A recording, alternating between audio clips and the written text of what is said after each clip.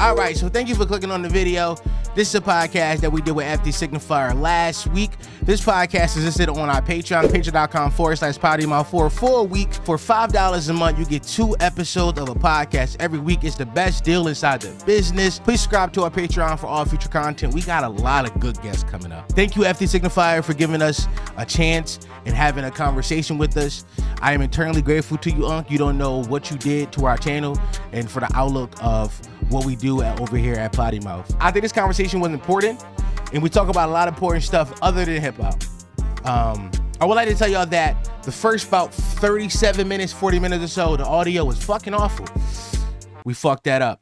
Same way how this video is fucking awful because I'm recording this on my iPhone. So once again, thank you to FD Signifier, patreon.com/pottymouth for all future content. Of course, we will post clips on this channel, Potty Mouth, but for full podcast, patreon.com/pottymouth. You get 2 episodes a week for $5 a month. It's the best deal in the business. Thank you to everybody who's watching this video, and I can't wait to see you. All right, welcome back to the episode of the Distortion Podcast. Hi, we're here, and FD Signifier is here, everybody. FD Signifier, I have to tell you that my dad loves you. Oh, wow. My dad, I swear to God, this is the first thing I've done creatively I can send my dad and he'll be proud of. So. Oh, wow. Well, I'm happy I can be a part of that. I'm happy I can be a part of that. That's funny. Folks always tell me all my fans are white. I'll be telling them it's not true. No. Clearly. No, you're reaching the base with who you are. The 40-year-old black millennials, they fucking with you, dog. Yeah. You got me dead to rights on a lot of levels there. When my analytics are predominantly in that second or third age range, like it's like 20, like I don't know what it is, but it ends to like 30, 38 or something. And I'm older millennials. That's my core. That's my core fan That's base. just us. Yeah. So we made a video last week reacting to a 2-minute clip of your 3-hour-long video. And not only did you comment on it, but a bunch of your fans left thoughtful by the way, some of the most thoughtful fans you've ever encountered. Yeah, that's true. One of my biggest issues on the internet is like sometimes I make points and people, instead of attacking my idea, attack the person, and I hate that. But your fans was like very much just like trying to engage with it intellectually, and I appreciated that. And even you reached out, was like, let's have a talk, and I was like, oh shit, yeah, big deal, let's have a talk. Yeah. Well, because like the internet, like I've only been around for 4 years. I guess that's kind of a long time in terms of YouTube significance. Mm-hmm. And like the first couple of years were tumultuous because you're learning. Like I'm new to this. Like my age group, the elder millennials, this is a thing you consume, but it's not a thing you do. When I get around my friends and tell them I do YouTube, they're like, "How? Like, what do you mean? Like a podcast? Right? You can make money off that?" And so I had a lot of trouble early on, and it might not have been the same response 2 years ago.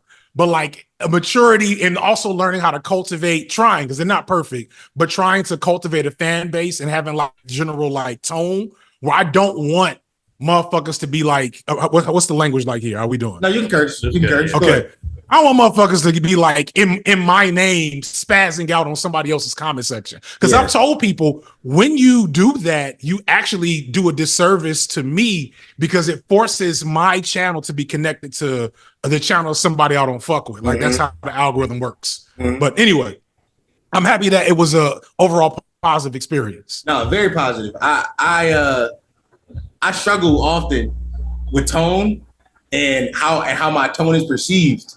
And I realized inside that video, I came off very angry at you. When I watched it back, I was like, yeah, a little spicy.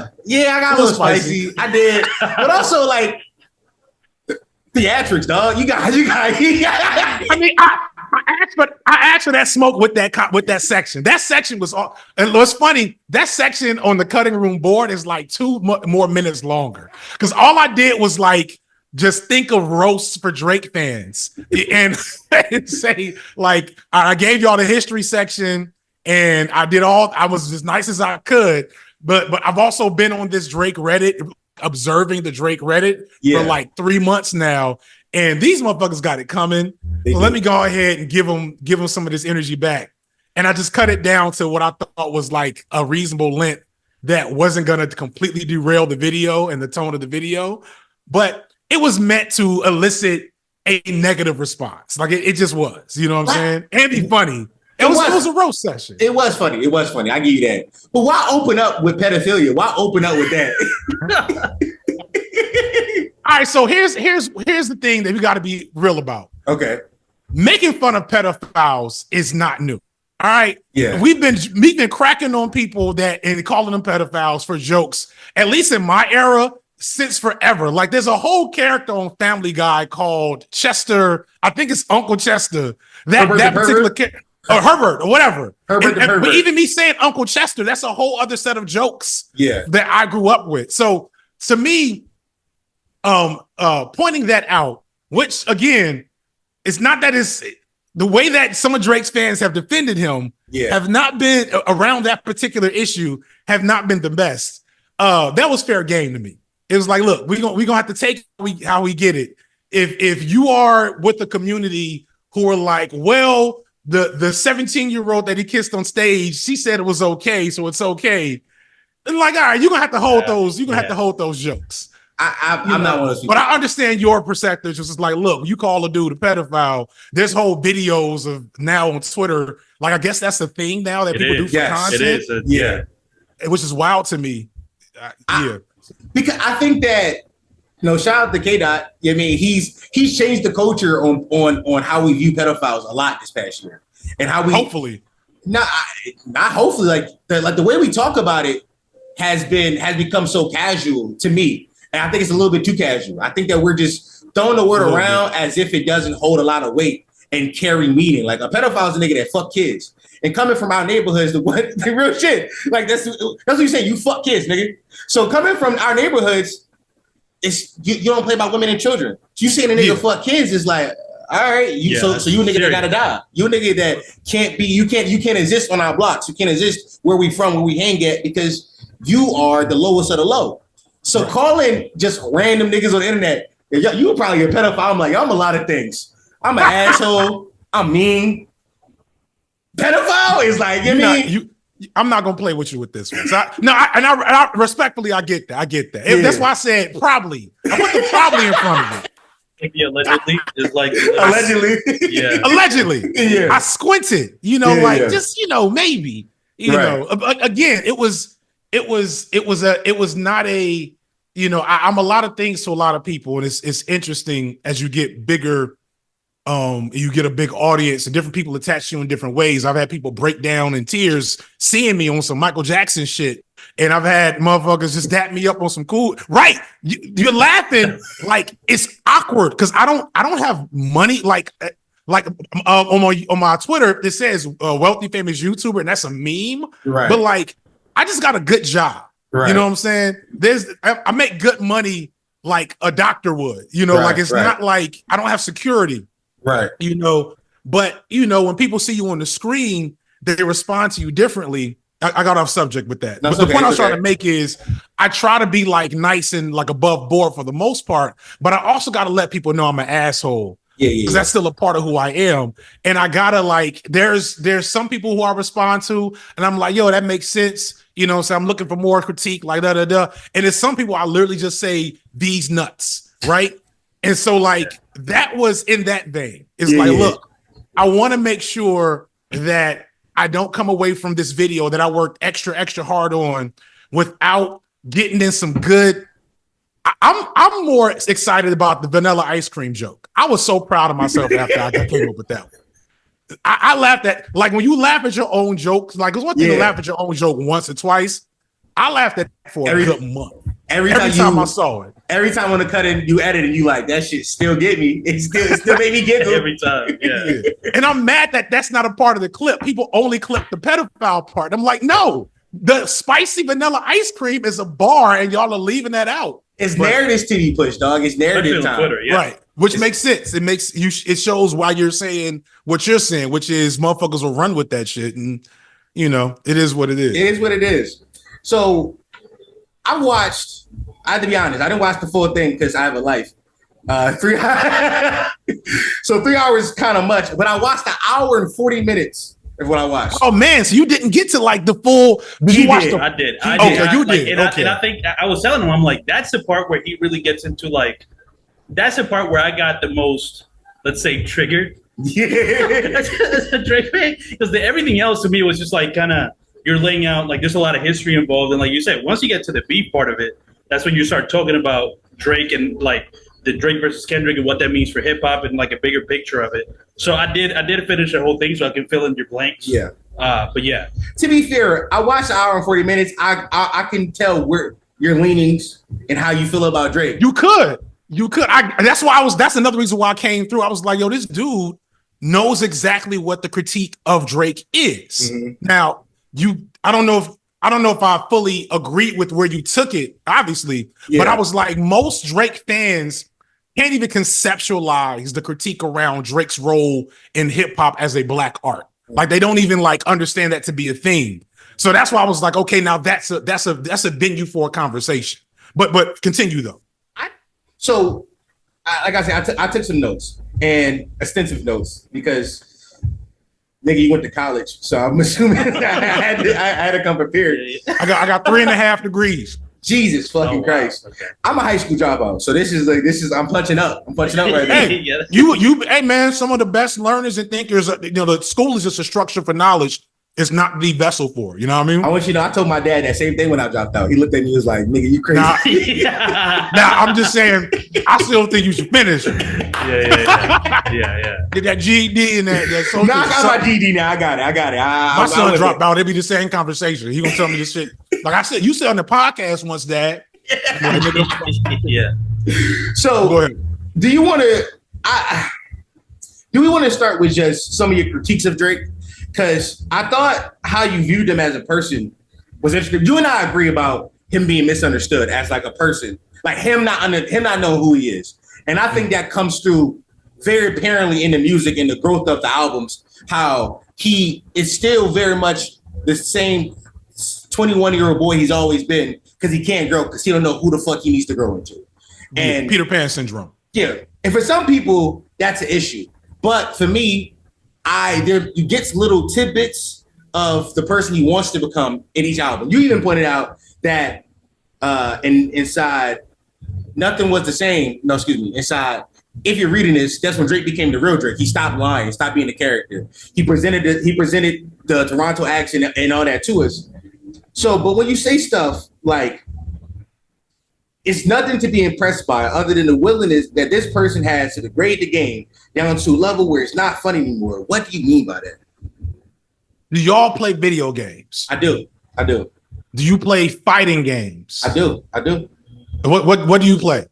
Mortal Kombat. Oh, perfect. All right. You know how in Mortal Kombat, there's characters like Mortal Kombat's notorious for this. I don't know how deep you get into the shit. I'm actually like a really good Tekken player, so I'm like deep into fighting game shit. You know how like in the last Mortal Kombat, what's the chick with the 4 arms? Sheva. There it is. And she had that one move where she would fly in the air and fall down on the motherfucker and then stump him. And it tracked. So no matter where you were, that move would hit you. And I'm sure if you played enough Mortal Kombat while she was around, that shit was annoying as hell to deal with. I'm sure that was a way to deal with it. But the average Mortal Kombat player was like, this chick is broken. She needs to be taken out the game. This move needs to be changed. It's ruining the game. But there's a type of nigga that does not care that he's doing the same move over and over and over and over again, as long as he's winning. That's the only thing that matters to that person. There's no actual intrinsic pleasure in the art form of the game. There's no fun. There's no community. There's no self-expression. It's the you win feeling at the end of the round. And that's all that matters. And there's a value to that on some level. I understand that some people, they're just wired that way. But for me, it's always been about, and so bringing it full circle for hip hop, it's about the art form from my perspective. And so yes, you could do the same trick for your audience. You could come out with One Dance and Hotline Bling and, insert other songs here. Tootsie Slide, probably the biggest culprit of this, and get your coins. I get it. I understand why you're doing it and where the value of that is. But I feel like Drake kind of figured out that formula and was like, all right, fuck it. I really don't care anymore. I'm gonna win because I know this formula. I know if I push this button that Chef is gonna fall out the sky and stump on the nigga, and at the end of the match is gonna say you win. And so my point was like, when I think I said it before, after that, at that point, Drake stopped being an artist and started being a content creator. He stopped making things that were like a part of his, like a vision that he's creating, and just saying we need to put something out. So I think that Drake has definitely figured out a cheat code of sorts, for sure. I think the cheat code is just I'm more versatile to you. So to say that like it's the same thing over and over again, Is he? Is he versatile? Is Drake not? Hold on. In his music? Yeah. No. So what would you describe versatile as? Drake. What would you describe? So many other artists and rappers. He just came out with an album. Denzel Curry is versatile. No, he's not. Right? Denzel Curry just came out with a Memphis style trap album. Yeah. A Juicy J of the trap album just now.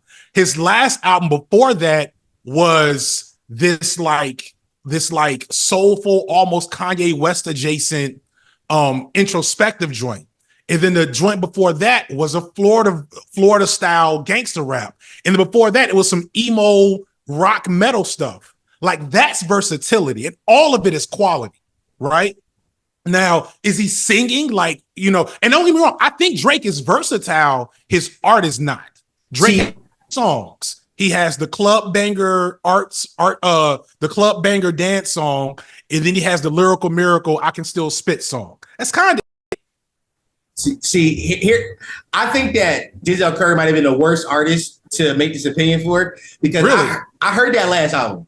It sucked dick. It was bad. Like, just because you can rap over a beat don't mean you can do it well. Like that's the thing that I think Drake has above a lot of rappers, that he's able to go do Honest to Nevermind, go link up with Central C and do that sound, and all of them sound good. Like all of those sounds at the like, very least good. At the very least listenable. At the very least, I want to hear him do more of this.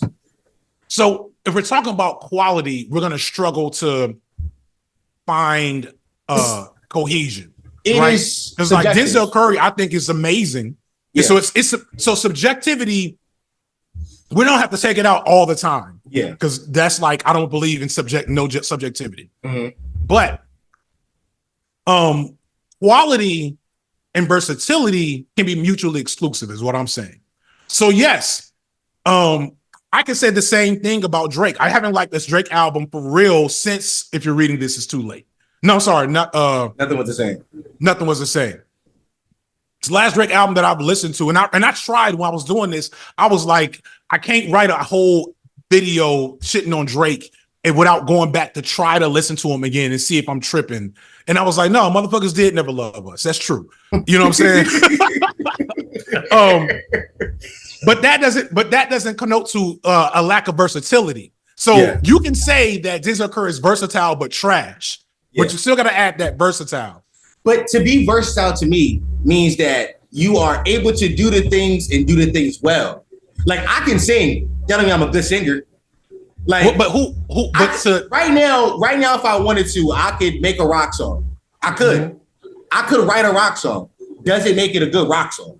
No. And to me, that has to be play into whether or not somebody's actually versatile. And when you talk about subjectivity of art, I agree.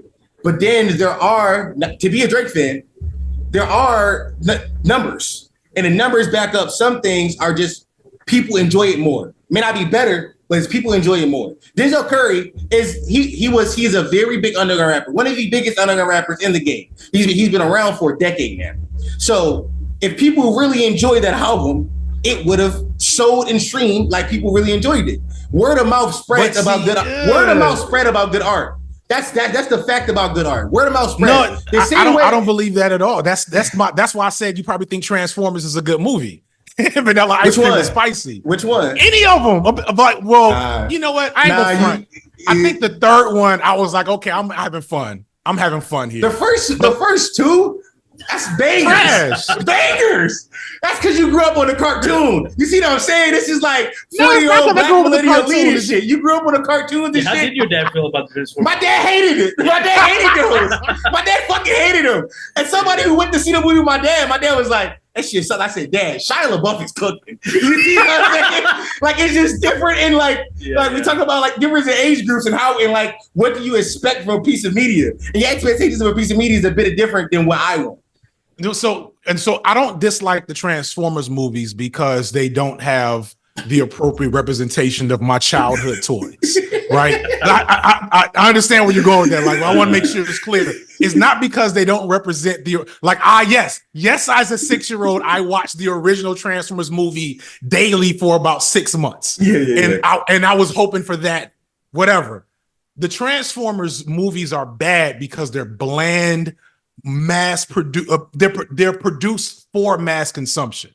You see what I'm saying? Like, just because something is popular doesn't mean it's quality. McDonald's sells way more hamburgers, way more red meat than the finest Ragu aged beef restaurant you can find anywhere in the world. That doesn't make it quality. It just makes it popular. Those things are mutually exclusive, or can be, I should say. It's really good. Does something being mass produced make it bad? No, it doesn't make it bad, but it also doesn't make it good either. So you can't use the argument that something is massively consumed to say that it's of high quality. All that it does is say it's popular, and a lot of things are like the fashion. I'm sure if your dad is around my age, you see the old pictures of that nigga. Yeah. Like the throat. I see you got a Giants jersey on. Yeah. I was just talking with a homeboy my age the other day, and he had some jersey on, and I had a jersey on. He's like, I used to have a Bears jersey. I was like, was you a Bears fan? He's like, nah, nigga, it was 2002. We all had jerseys. You know what I'm saying? Like, that was an era. The throwback jersey era was serious. The long tees, my nigga. Have you seen what we look like? That was popular. Yeah. Was it quality? Hell no. I disagree. It was some swag. It was some subs. It was some subs. No, there was nothing swag about it. It is kind of coming back. It is. By the way, this was a long 5X. I'm not a Giants fan. I'm from Philly. I just cut this shit because it was sauce. Oh. You see what I'm saying? This shit like nah. Yeah, but the worst fashion you won't even see. You probably can't see this one. Was Nelly in one video? Fucking Nelly. First off, who's another Drake Drake alike. Okay. There's a whole category of Drakes. Just light-skinned niggas. We'll come back to that. It's just light-skinned niggas. No, it's not light-skinned niggas. It's just pop. It's pop rappers. Nelly, Drake. But you know what though? It's just light-skinned niggas. No, Ja Rule's not light-skinned. Ja Rule is light-skinned. He 2 shades from light-skinned. Ja Rule's brown-skinned at best. At best. Was Ja Rule in the slave or the house? Was in the house in the field. Ja Rule's in the field. Ja Rule a house nigga. Definitely in the field. He a house nigga. No. That nigga 2 shades from right. Subject. Let me finish this point. This show you this illustration of how awful this was. Good. The ill thing for one semester, I'll never forget, because I was the only nigga that just refused to. No, I ain't go for it. No, I did it like once, and I was like, this is horrible. We're all need to stop this. Like, we all need to agree not to do this shit anymore. Yeah. Was to wear the jersey, but leave like half of it off. So you had niggas, I wish I could find pictures of this. You had niggas with a shirt over a shirt, except you would have it through your head in one arm, but not the other. And so it was just this rolled up wrinkled shit. And you would color coordinate it. So you have like the North Carolina Tar Heels joint, and it'll be white and baby blue. Then you have a baby blue like polo under it, with some white shorts and some baby blue, dunks. It was awful. At the moment, it was the sauce. Not gonna lie, I like sauce still. No, he bad to you. I'm not one to shit on hip hop fashion. I just feel like that shit's some sauce every era. Besides for the 2010s, the worst era of hip hop fashion ever. Real quick question: did you ever go to the club in business casual? Nah. I was. That's weird. I don't ever actually happen. Niggas will go to the club and they fits, they Stacey Adams. You would either be like Sharp, Andre 3000, Farnsworth Bentley, or you were Wu-Tang Clan Jay-Z. It wasn't like khakis and like loafers. Nah. Niggas is out. Listen, I got pictures from my dad from 2008. He was outside in khakis with the nastiest sweater from H&M, from Old Navy, from Christmas season. It had a big puffy neck on it, and he was in the club like that with Stacey Adams shoes on. The Stacey Adams on it, but I wouldn't have worn. Oh no, okay, yeah, with the jeans. That's bad. Do you see what I'm saying? That was y'all song. I did. So I'm thinking khakis and like business slacks. Yeah, but no, I may have worn some jeans with some Stacey Adams and a sweater and like the was it herringbone, the gold chain. Yeah. You know, I may have had that a couple times. See, you know, that was real sick. That was y'all worst era of fashion. That was everything before that and after that has been swag. You can find some good parts of that, but y'all was outside. Like Jay-Z told y'all to fucking take the throwback jerseys off. Y'all said, "Let me go get a." Yes, sir. Yes. He did everything but stop the auto tune. He couldn't stop the auto tune. He couldn't do it. He couldn't do it. But so you make a good. So one thing I thought was really insightful and interesting that you brought up was elder millennial elitism, and I don't know if it's explicitly elder millennials, but it is like petite bourgeois, black bourgeois elitism. That is something like I'm sure y'all don't really watch me too tough. Your dad might watch me. I watch it. I watch your videos. Okay, so I've got into this in like my more political shit, and that's something I've been thinking about a lot. Because I am a product of that, which is like there's a set of Negroes that have just enough connectivity, understanding, and ability to perform the coolest black trends, but also rarely truly were of that life and of that world, and have resources and privileges that mean they can go and they can perform that and bring it to a bigger audience and be accepted and make money off of it. Like you talked about Sexy Red, you're right. I don't like Sexy Red, but not because of her behavior, because of her politics. That's another conversation. I actually made a video defending Sexy Red.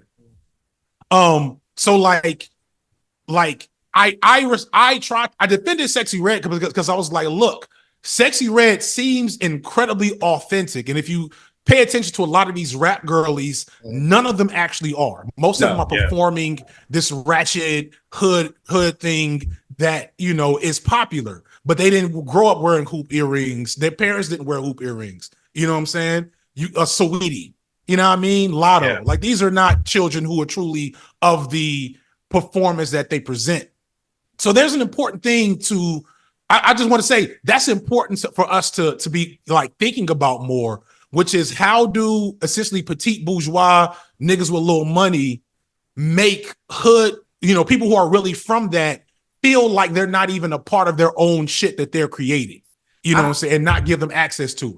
I feel like a lot of that comes from, like I made a video about this before where I've talked about my issue with black millennials. And I think my biggest problem is it feels as though it's two-folded. First things first is I feel like y'all was heralded as a generation to change everything, and then has turned y'all back on changing shit. Y'all just been like, nope, too focused on me to ever do anything. Don't want to have kids, don't want to have a family, don't want to help the young niggas, don't care about the young girls. Some of y'all don't want to be called auntie and uncle, losing recipes. Y'all not doing cookouts. I'm gonna get to that point. Okay. That's the biggest issue is like the commodification of blackness, because most of these people haven't just figured out they were black in 2016. Like they figured out they was black when they went onto a college campus for the first time and was like, oh shit, I'm a nigga. But me growing up in North Philly, I've been around niggas my whole life. I've been acutely aware of my place in society since I was 13. My stepfather told me, you a big ass nigga. Don't be sitting on my couch on a Saturday in your boxers. I've been acutely aware of my size and how I present for a very long time.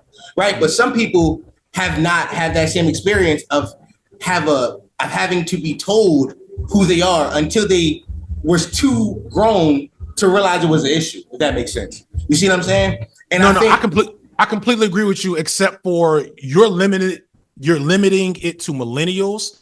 That is a generational cycle with black folks, probably since at a minimum the 60s, that you're describing. Because you're describing the gap So can I get super? Can I pull all my degrees and books out for a second? Go ahead, teach me. So here's what you're describing.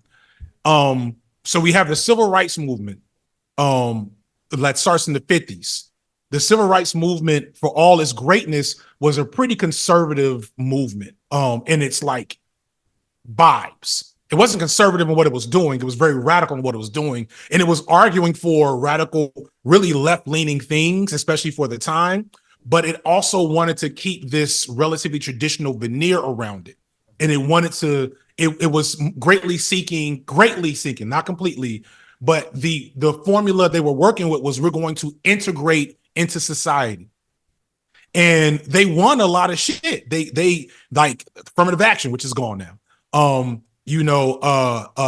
Set aside programs, the Warren, they call it the Warren Court era. Supreme Court Justice Earl Warren, I think, presided over numerous rulings to basically say, hey, be less racist, y'all, so we can deal with this race problem. And the results of that wasn't for everything to get fixed for all Black people, but for a portion of Black people that I was just describing, the petite bourgeois, the Black bourgeoisie, with a little access, a little sense, a little talent to hit the ground running. And so they were out there. They were, Jet Magazine comes out of that era. You know what I'm saying? Like all the original Black entrepreneur imagery that you think of, Bob Johnson from BET, Clear Channel Sister, all these people, they hit the ground running and they go get it. But a handful of rich niggas don't fix things for all Black people. And the first thing they recognized was that, look, I got this money now. I got my kids now. I'm trying to make sure they okay. I ain't about to be here in North Philly with y'all niggas while y'all still running the streets trying to grit scraps. So they moved. What you're describing especially is a generation of millennials that were moved to white suburbs. Yes. Where they were token Negroes. Mm-hmm. And did not have the same type of connectivity to Blackness that, you might have had and that I had, I was lucky and I kind of got the best of both worlds. My mom moved me to a Black suburb because I was in Chicago. So we had that option. And then I stayed around, other parts of my family. And then my mom was a Black Panther. So I never had like any of those, like, delusions of non-Blackness. I had none of that shit. My mom was like, nah, nigga, we Hoteps over here. We didn't call it Hoteps at the time. But you know what I'm saying? And so it's but the children of those Warren Court adults, those Gen Xers and boomers, because my mom is a boomer, the children of those boomers and Warren Court people, those Black excellence folks, that was like, we're going to be Black excellence, which essentially means we're gonna be not like them niggas, but Black. We're gonna be, have wealth and class and Jack and Jills and Boulay and all these things. We're gonna have all the same things that white people got, but it's gonna be our stuff. The difference between a Black and a nigga, basically like the old Chris Rock joke, right? Right. That Chris Rock joke we thought was so funny. We thought that shit was really funny. You like, yo, I see why Will Smith smacked you, bro. Like this is kind of fucked up. Yeah. And so what you're feeling, like you should look into my boy Lil Bill. You ever watch Lil Bill? Nah. I'm not sure, man. Lil Bill's from South Philly, I think. And like he's like, it's funny, like I envy him on some levels because he has a more Black audience. But we talk the same exact shit. He don't fuck with Drake either.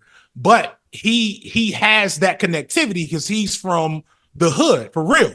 Like grew up in a hood situation for real, and then got a chance to go to college, get educated, yada, yada, yada, and like sees both sides of the situation and can better critique it than really I can, because I only really see the petite bourgeois side.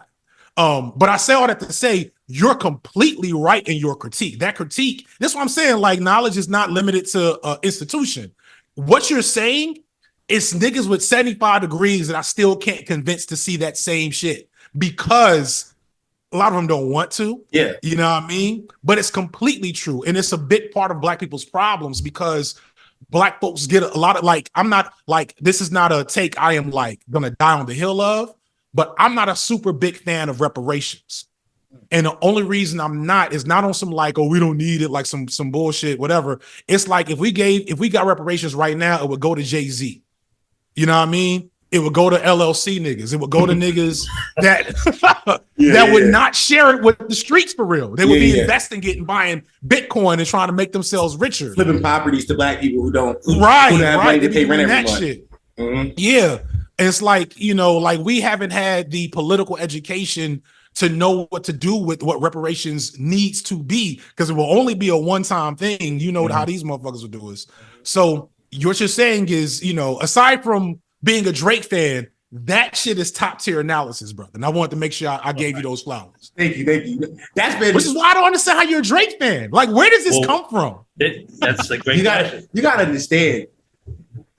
I'm two-folded, brother. Like, as much as I am for the progress of black people, them shit slap. Like, I don't know what you want me to say. Have you heard Honestly Nevermind? Like, it's like, how can I? Which one is that? That is the dance album. That's the all dance album. I know that was awful. I know. Yeah, I heard it. I like took naps to it. Here's I think the biggest problem with Drake, and I don't think you acknowledge this a lot with Drake and how he has transformed what listeners will call hip hop. You actually you said something I thought was interesting. You said that Kendrick was the most transformative rapper. You said Kendrick was looked at as the rap artist of a generation, the most transformative rapper since Tupac, who has elevated the genre in ways that hadn't been imagined. And I think that definition aligns with what more Drake has done as far as like changed our view on what is and what isn't a hip hop song. Kendrick, for as great as a writer he is, he's pretty much made traditional hip hop. He is what old hip hop heads would want, a purist, right? He is somebody who is from Compton, from the hood, but has the views of the smartest Negroes. And I think that's everything we ever wanted. A hood guy with sense. Y'all had that with Tupac. Y'all see, that's all niggas ever wanted. Drake defies everything that y'all didn't want. And you talk about that too, where you talk about how before Drake is the son you can't stand, but you got to take care of his ass because he put your son. Well, I guess he's part of hip hop at this point. Like Drake is hip hop, so he's doing things that you don't approve of necessarily, but you got to support him. Yeah, but in the video, you even talk about how like our perception of what a hip hop artist could be changed with artists like Pharrell and Kanye, because before that, it was only sold to be like the peak image of masculinity. Someone like 50 Cent, you had to be the thuggish street dude. Drake coming in and making it okay to be a sauce-sensitive black man is progress. I don't hate that. That is progress. That's why at the beginning, I said that in the video, when So Far Gone dropped, I was like, yo, this is the future right here.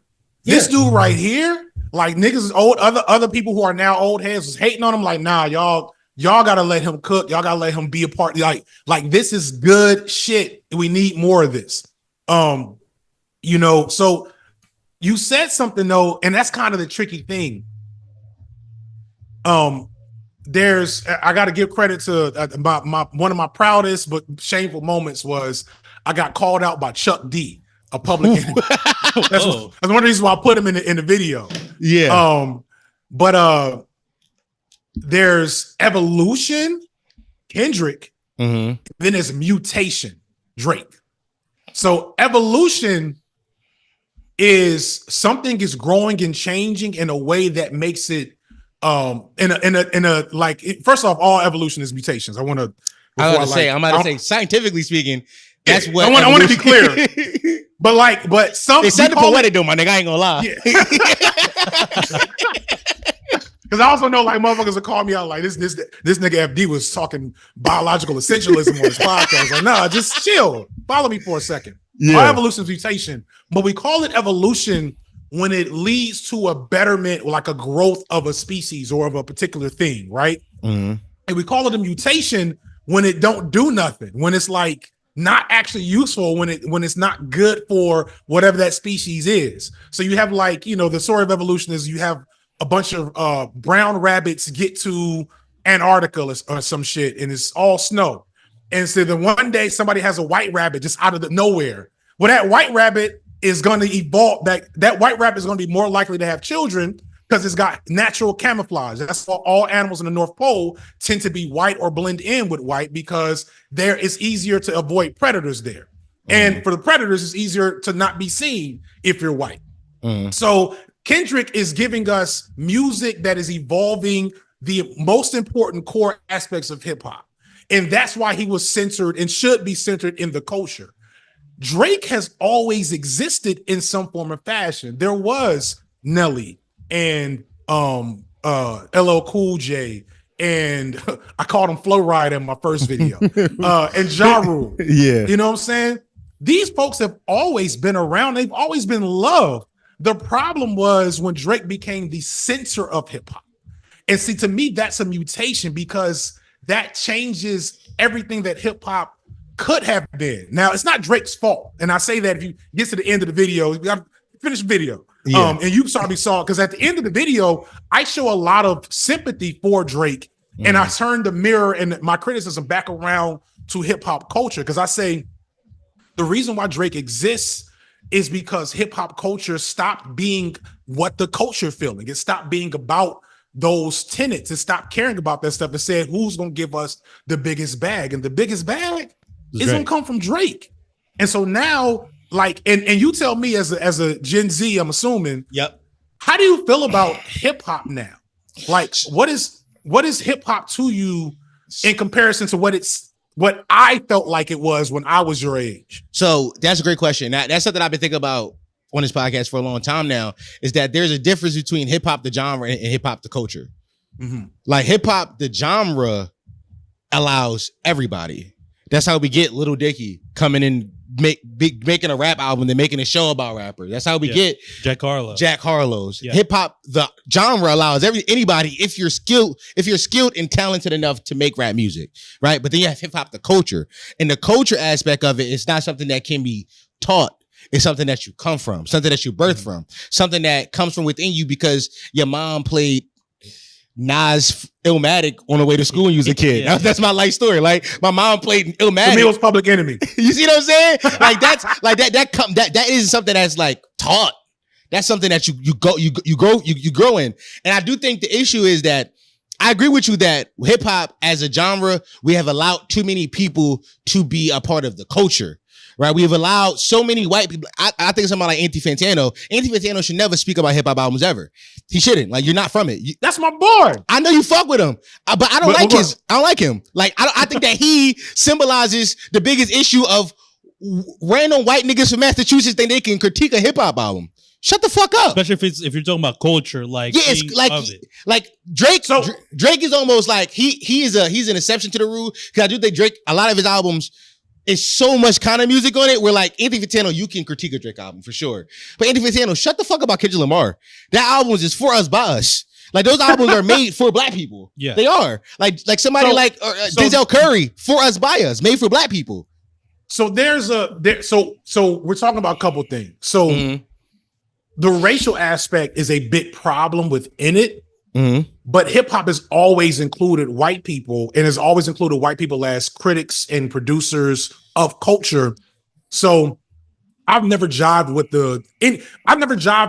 putting anybody out of hip hop based on demographic information because you can't find a moment in hip hop where there weren't Puerto Ricans and Dominicans with niggas whose parents are from Jamaica, with niggas whose parents are from Mississippi. You know what I'm saying? But that's way different than a white person. Like this is my best friend. No. He's Dominican. Like that's different. We from same neighborhoods. We grew up together. I speak Spanish a little bit because Poppy. You see what I'm saying? It's a different But it was also fuck is his name? He did Jay-Z's Black album. Got the big ass beard. Rick Rubin. There's also Rick Rubin who was not from the Bronx that came to find hip hop happening and contributed immense amounts to it. Like, so along demographics, so there's things that, so if Anthony Fantano was Trap Lord Ross, I'd be with you. You know what I'm saying? If he was really trying to speak on some hood shit, like, yeah, I'm with the culture because I know this, I know that, and here's who killed X in Chicago on this day. Or like DJ Vlad, I guess. DJ Vlad is another one. Whereas Anthony just critiques hip hop from a specific perspective. and never like, and he'll tell you he could be way bigger and way more influential if he was way more niggerish on purpose. And he's very clearly not. Like if you watch his shit, he's weird as hell, partially to keep distance between himself and like what he does. And like to me, that's too narrow of a view of the problem. So you're correct that hip hop as a genre is letting too many people in, but the real problem is letting people who don't have hip hop's best interest in mind have too much power. That's what the real problem is, because Andy Fantano is like, when Rolling Stone did that list, who was number one on that list of the most influential hip hop journalists? Oh, you talking about Complex? It was Academics. It was Complex. It was Academics. Yeah, bruh. Now I don't know. I won't put. I know you're a Drake fan. I feel like you gotta. You presented to me enough sense to know that Academics is toxic as fuck. You know what I'm saying? I agree. And like we were talking about, but he's needed for the culture. He's needed. What's needed? Why is that needed? Academics have his platformed all of the current top guys. Like I know I want to get to this later on too. Like hip hop don't make no stars anymore. I want to get to that later on today.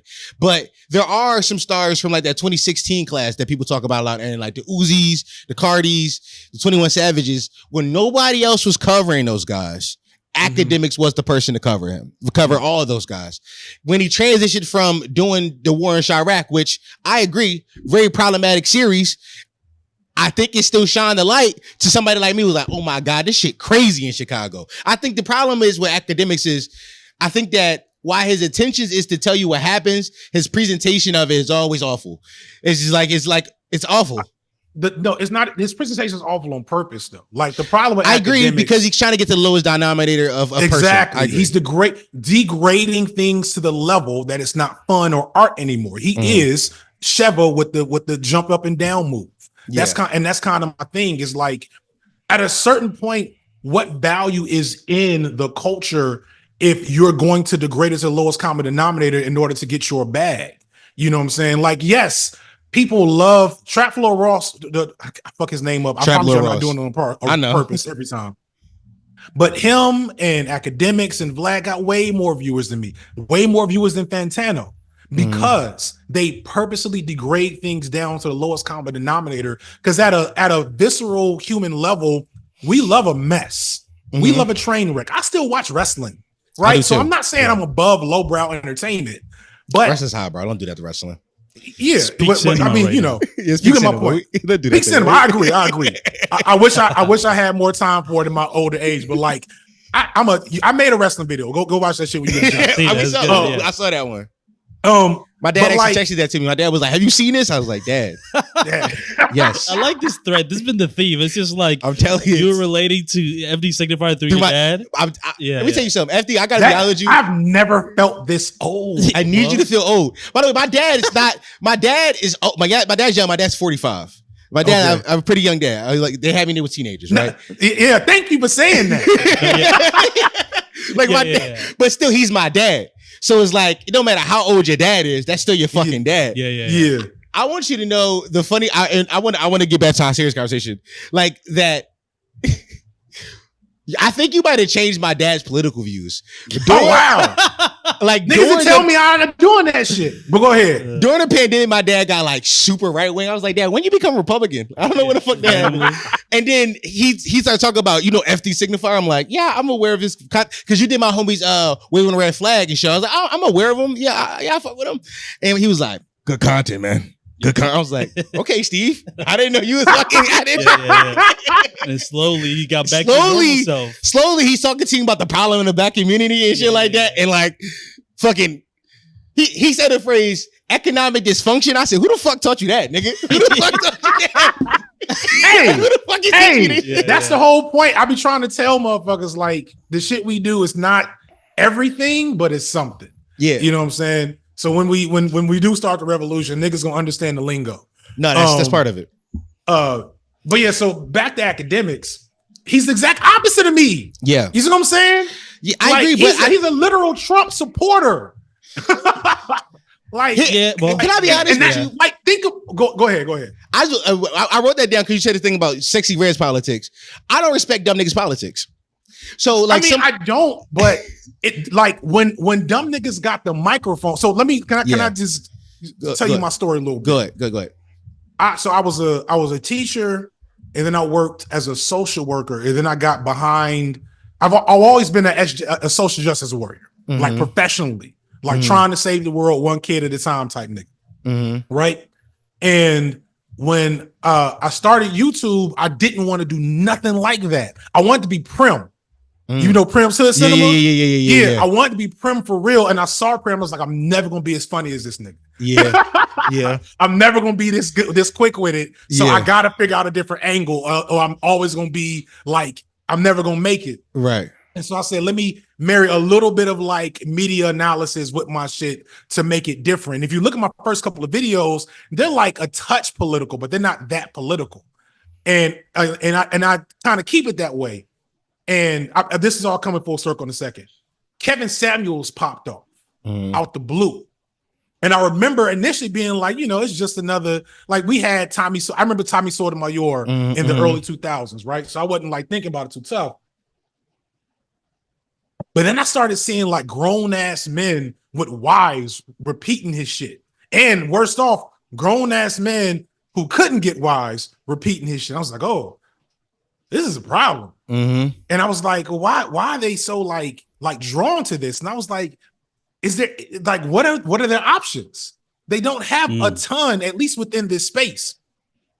And so then I started saying, all right, well, I don't know if I'm gonna ever be this, like I'm at the time, I'm like, I'm nothing. But my goal was to be like, I want to be big enough to be a yang to that yin, or a yin to that yang. I don't know which one's evil or light or whatever.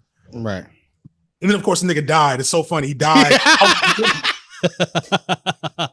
Yo, the funniest thing ever. I wish I could find. I may have had it on. I may have a live where I'm literally finished writing a whole like section of a video about this nigga, and I checked Twitter and he's dead. And I'm like, yo, I just finished dragging this dude for filth on a video.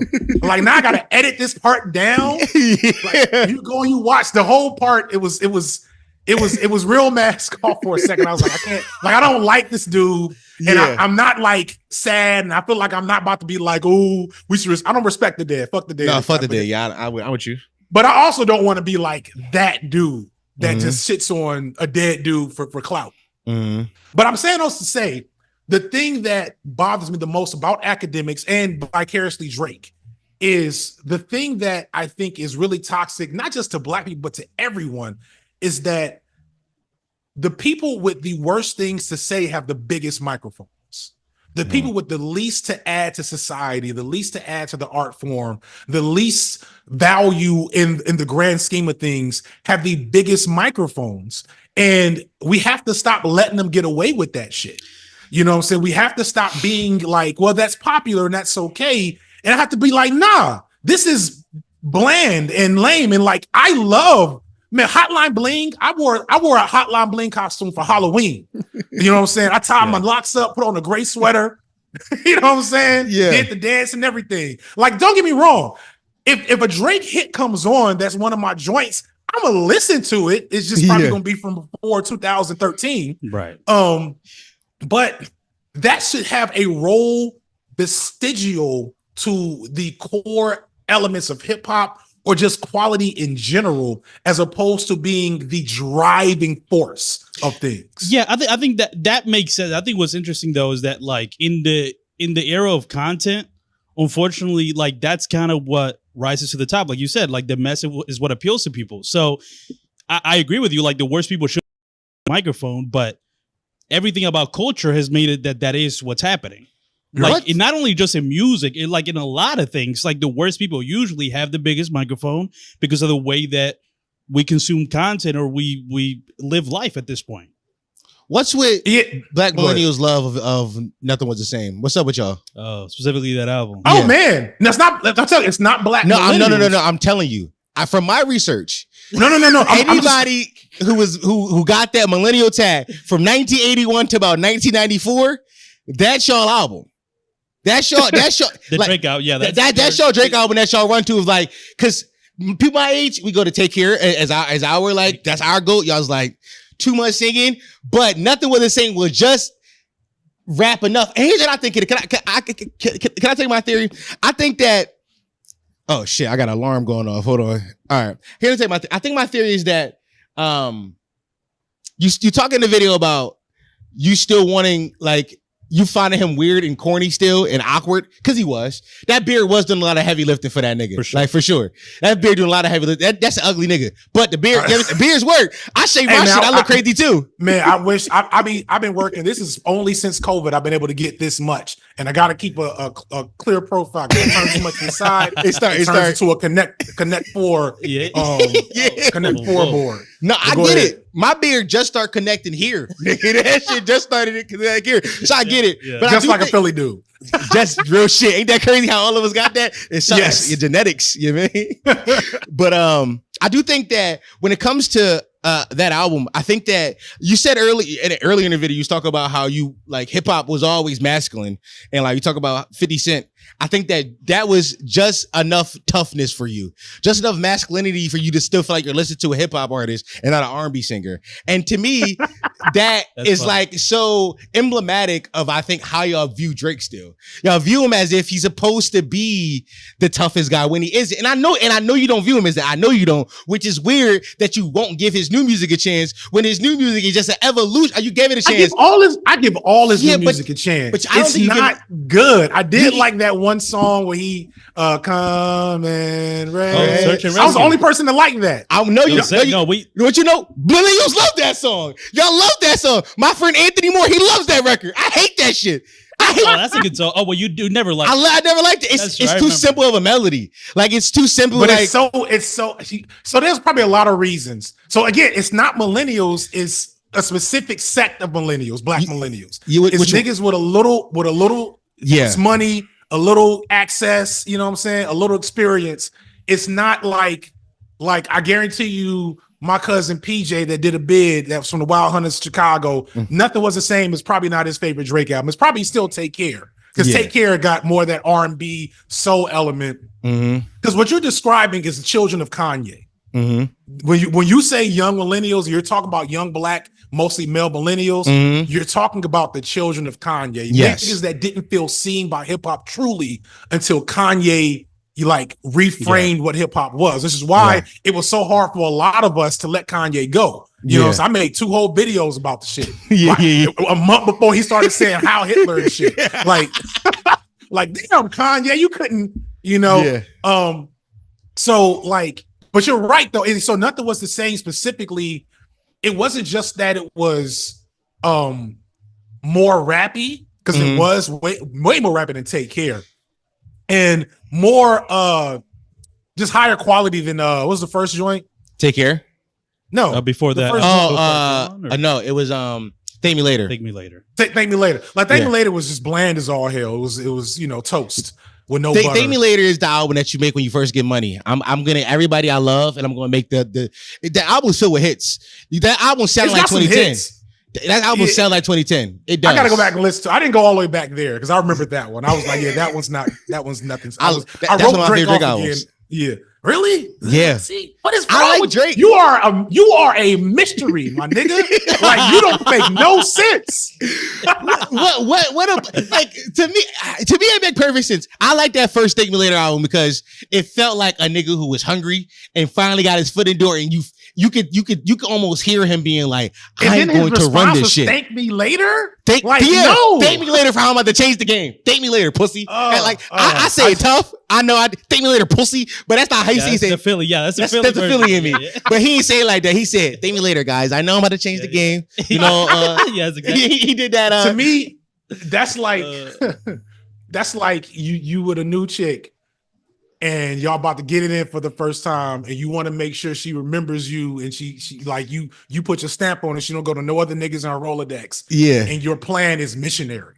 Like You can't hear that album Like- and think Missionary. I just I don't. do. It's Well, I so think- bland. I think when you see Drake, I think when you see Drake, you see bland. Missionary. Like that's all you It's see. all missionary. Yeah. And a lot of people feel that way. I can't And I think that's missionaries, a lot of people missionary feel like for that. a reason.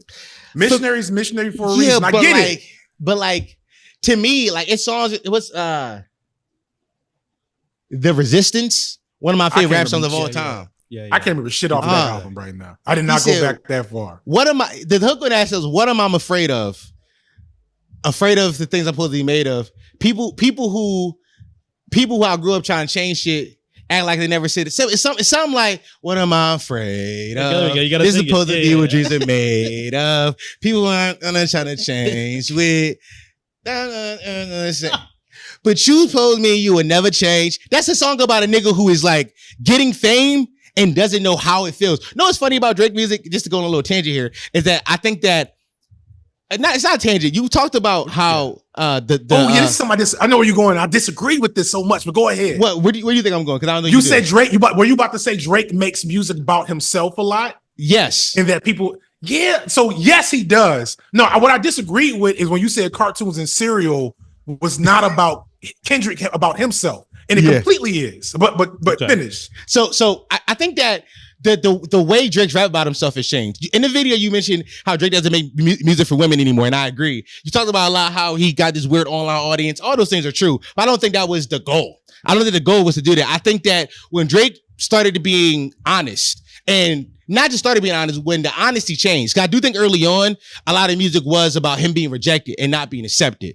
Now it's about, I am still the biggest and nobody accepts me. And because of that, I resent a lot of things. I resent the women that surround me because they don't really like me. They like my status. None of my friends are actually my friends. They just need me here to gain wealth. And you hear that in the music. I listen to a song like Bahamas Promises. Bahamas Promises is a song about how I took this girl on vacation and I hate She's every second of 25.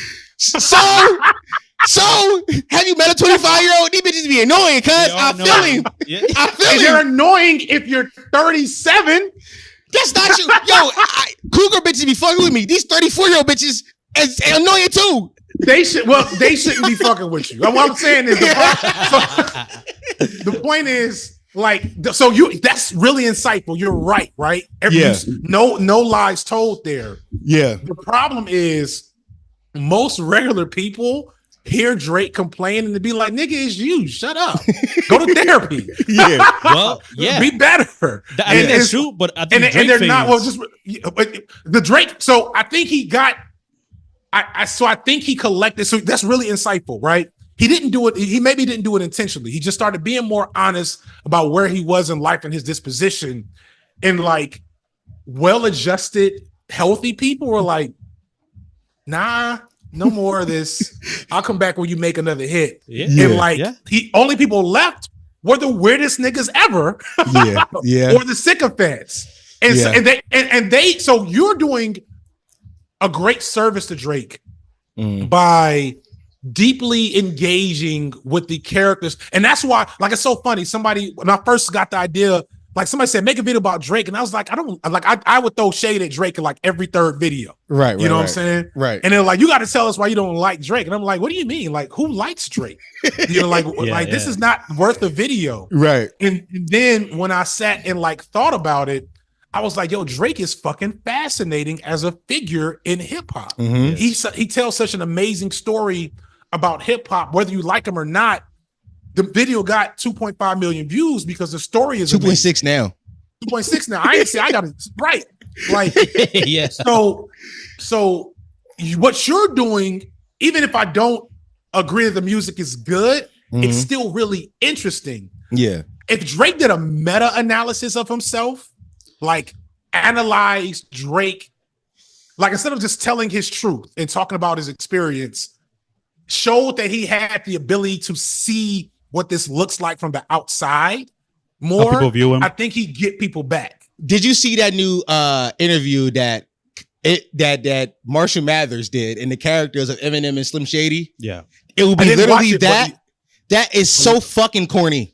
That is the Really, yeah. corniest shit I've ever It heard in my is. life. It is. I watched the whole thing, and I grew up an Eminem fan, by the way. That's just nothing about me. Eminem was my first ever I grew up album. an Eminem fan, but during his era, so like you growing up an Eminem fan is weird. Actually, My dad, Dad had all those like My early dad- Eminem. my dad That gave me means the you was Slim like a Shady LP. relapse type dude. Like, No, Slim Shady LP, my first album. okay, so your dad started you with the good shit. Yeah, my Okay, dad I got started me. you. Yeah, my Okay, dad's on the good shit. So but even then, that's like weird as fuck to be like, hey man, Drake. And Drake is talking it's like we get it. What, but so I think that real quick, I'm sorry. I think the issue is that I think that the internet does not engage with Drake's art as if it is a piece of art. They engage with it as if it is content, like you said. And I think that is the issue. You got to listen to the music the same way you listen to a Kendrick Lamar song. I know it sounds crazy, but the same way we would break down a Kendrick Lamar song, There is like, a way to do a critical analysis. Of there Drake. is a way to do it, but I think that we don't respect the art enough to do it. So no, I think people are doing that.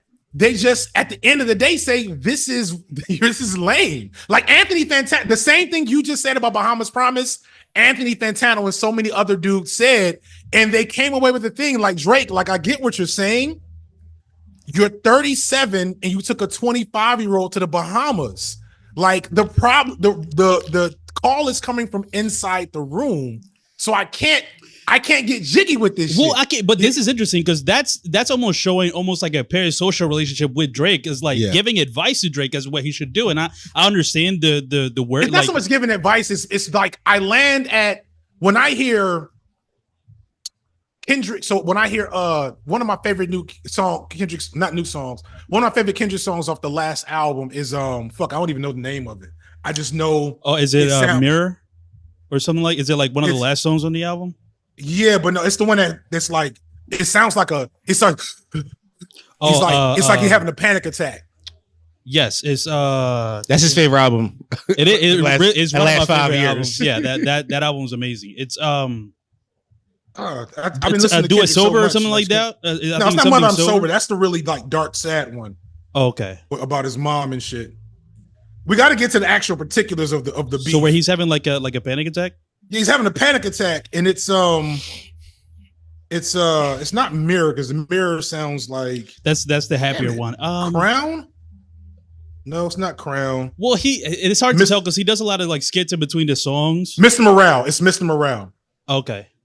And so Mr. Morale and so much of that album is also Kendrick like engaging with.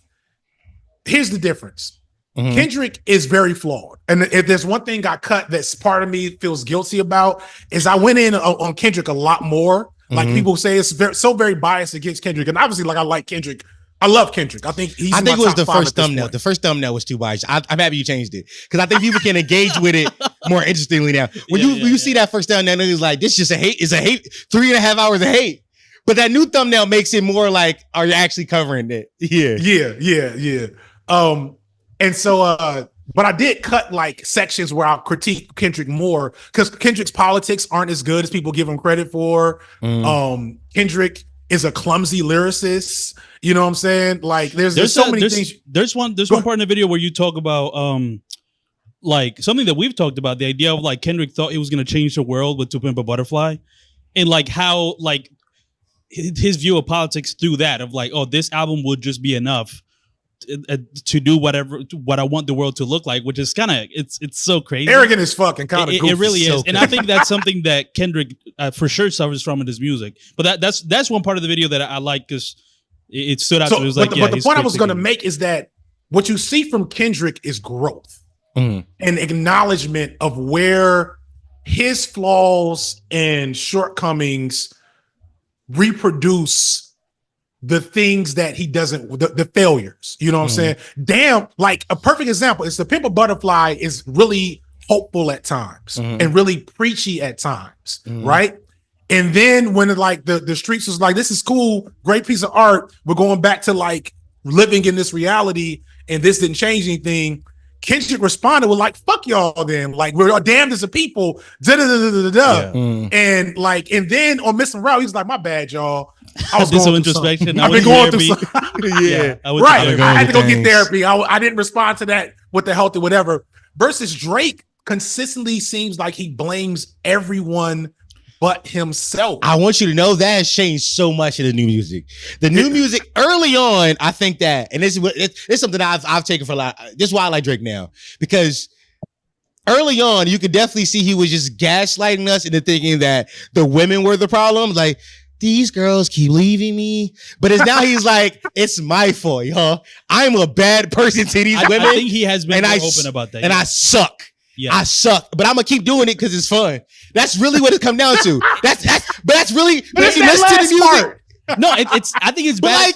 But here's the thing: as somebody who's also a narcissist, the fun part about of acknowledging your issues is that once you acknowledge it, most people don't want you to change. That's the truth. Once you acknowledge you have a problem, nobody's ever expecting you to change the issue. Once you notice it, people just want you to admit you're wrong. That's all. And once you admit it, you can exist in your flaws. And I think Drake has done that. Every album he's like, guys, I'm a bad person. Yes, but I'm a bad person. I'm a bad person, but her pussy's wet. She is a questionable age, but still, like it's shit like that. You know what I'm saying? But she's legal. But she's legal technically in most states. You see what I'm saying? Yeah, that's crazy. You see what I'm saying? But I think that leads into an interesting question about aging hip hop because I think like your point about like growing in hip hop, a lot of the times. That means you're not relevant anymore. Mm-hmm. That means that now you're niching down who's listening to your music. And I think Drake, not only does he have Peter Pan syndrome, like you mentioned, he also still wants to be at the top. Mm-hmm. So like him even trying to make, let's say, because people have asked for him to do his own 444 or whatever, or like King's Disease or even Mr. Morale and the Big Steppers, that would actually alienate his huge audience that he has. It would keep him from being number one. And I think as long as he still wants to be number one and doesn't want to grow, then he may have those thoughts to himself. Like there might be things that he like does, but if he's like, yeah, but I still want to be number one because legacy or whatever, or I want to be accepted or whatever. I think it's insecurity. You know what I'm saying? It goes back to the video for God's Plan. I don't know if that was God's Plan. The one where like he's in the park. I had a clip of it in the video. When he giving out money? I don't know. Like he gets beat up or chased out the park as a kid, like a kid version of Drake. I remember that video. I don't watch a lot of music videos, so I don't know. That might have been the trailer for Certified Lover Boy. Maybe it was something. It was something he did. But you know that tragic mulatto syndrome. You know what I'm saying? The things that Kendrick brutally like teased out of him. Yeah. Like. You know, that's why I can compare them because I'm not a J. Cole fan. Like I low-key take Drake over J. Cole. You don't like J. Cole? It's so funny. People are so surprised to hear that. Yeah. I like everybody's least favorite J. Cole album, For Your Eyes Only. It's my only the only J. Cole album that I go back to. Have you tried Born Center? Oh, that is so bland. Like Born. What you say? It's so bland. It's so bland. It's what like makes a good piece of art to you? So for me, especially album. So that's good. That's a good question because this is my opinion in like my disposition towards hip hop specifically. Yeah. Especially as I get older, because that aging with hip hop thing is a big deal because I think old heads like I cut a whole like 5 minutes cursing out like old head hip hop fans for like blaming Drake for everything when it was our fault because I was like I did that in the last video. But one, I don't have any use for hip hop that sounds like something I heard 20 years ago, like without truly embodying the value that had. So like, so Kendrick, right, embodies Pac, embodies Nas, embodies all these things, but elevates it. Cole also embodies Nas, embodies Common, you know what I'm saying? But it's just like it all it does is make me want to go back and listen to Illmatic again. It'll go back and listen to like Water for Chocolate again because it's like you're not really elevating this sound. So I want to be especially now, like I got 2 kids, I do this full time. This shit is a brain worm where like it's hard for me to think about non-YouTube related stuff for extended periods. I play video games. That's all I got left in life. All my other hobbies just fell off once certain things started popping off. So like if I'm gonna sit and listen to your music, you better be fucking challenging me. You better give me a reason to come back to say, I want to engage with this again. And so I tend to come back to things that are deeper, more intricate, more complex, and more challenging. But I also still love, Glow, bitches. Like, so I still love that shit. And I still come back to that too. It's just in the gym. My favorite joke of the video. My favorite. Did you see? You didn't get to see that joke. I saw that part. It's like, yeah. I did. Well, listen, I'm not gonna lie to you. You being fans of Glorilla doesn't fight your millennial case. Y'all love her. Y'all love her. Yeah, do. Y'all love her. Because she sounds like 666 Mafia. And also, I think she's just corny. I think y'all just y'all have a thing for corny shit. Y'all do. Y'all have a thing for corny. I think it's a thing for corny and inauthenticity that presents as real. No, Glorilla is more real than all these rap chicks. No, she not. No, all she not. of them. All of them. Here's my biggest issue with Glorilla, and I have a lot of issues with Glorilla. Glorilla came into the game as a ratchet hood young who like to go outside with her friends. Fuck these niggas. Yeah, FNF. FNF. Yeah. I'm proud of who I am. She is a deeply insecure person who fixed her teeth and got titties. She don't love herself. She never has. No. What? No. Which part of that was a lie? First off, not loving yourself and improving yourself are not the same thing. So if she felt like I want to fix my teeth and add some boobs because it makes me feel better and it makes me like how I look better, that's like saying shave your beard then. They ever itch or itch shave? You gotta shave. You know what I'm saying? Like you can't put that on her. But here's the thing though. We talking about body modifications. We ain't talking about like going to the gym and getting fit. We talk about sitting body modifications work different for women. Like that's a whole like I'm in Atlanta. Oh, like, okay. Trust me. Like that's all you have to say. I'm okay. Nigga see BBL every day. That's all he just like trust me. What? So first off, I don't abide by the idea that you don't love yourself if you body modificate yourself. Now, can body modification show a level of insecurity, maybe even mental illness in the form of dysphoria? Yes. I think also from Atlanta or not Atlanta, Lotto has talked about this herself. Like, I really wish I didn't do all of this. So like, there's definitely a problem with the BBL culture. And like I don't think BBLs are really even for niggas. Like BBLs is for like an aesthetic and a mentality. I call it gender affirming surgery. It is gender affirming surgery. It's a whole other thing, but I don't want to get too political. And because I don't, certain niggas we started getting to certain stuff and certain niggas get mad, and I don't want to throw niggas off in the comments. We having a good conversation. But so like my mom had a big old gap her whole life, and like was bullied for that gap as a kid. Grew up to be the illest public health muckety muck in Chicago and federal government, whatever. And when she got a little money, she's like, you know what? We're gonna just close this motherfucker in a little bit. And it made her feel better about herself. So that, to me, that's not fake. That's what people do when they get a little money. My locks wasn't this Gucci when I ain't had no YouTube money. I didn't get these shits done every month and a half. These shits would go 3 months.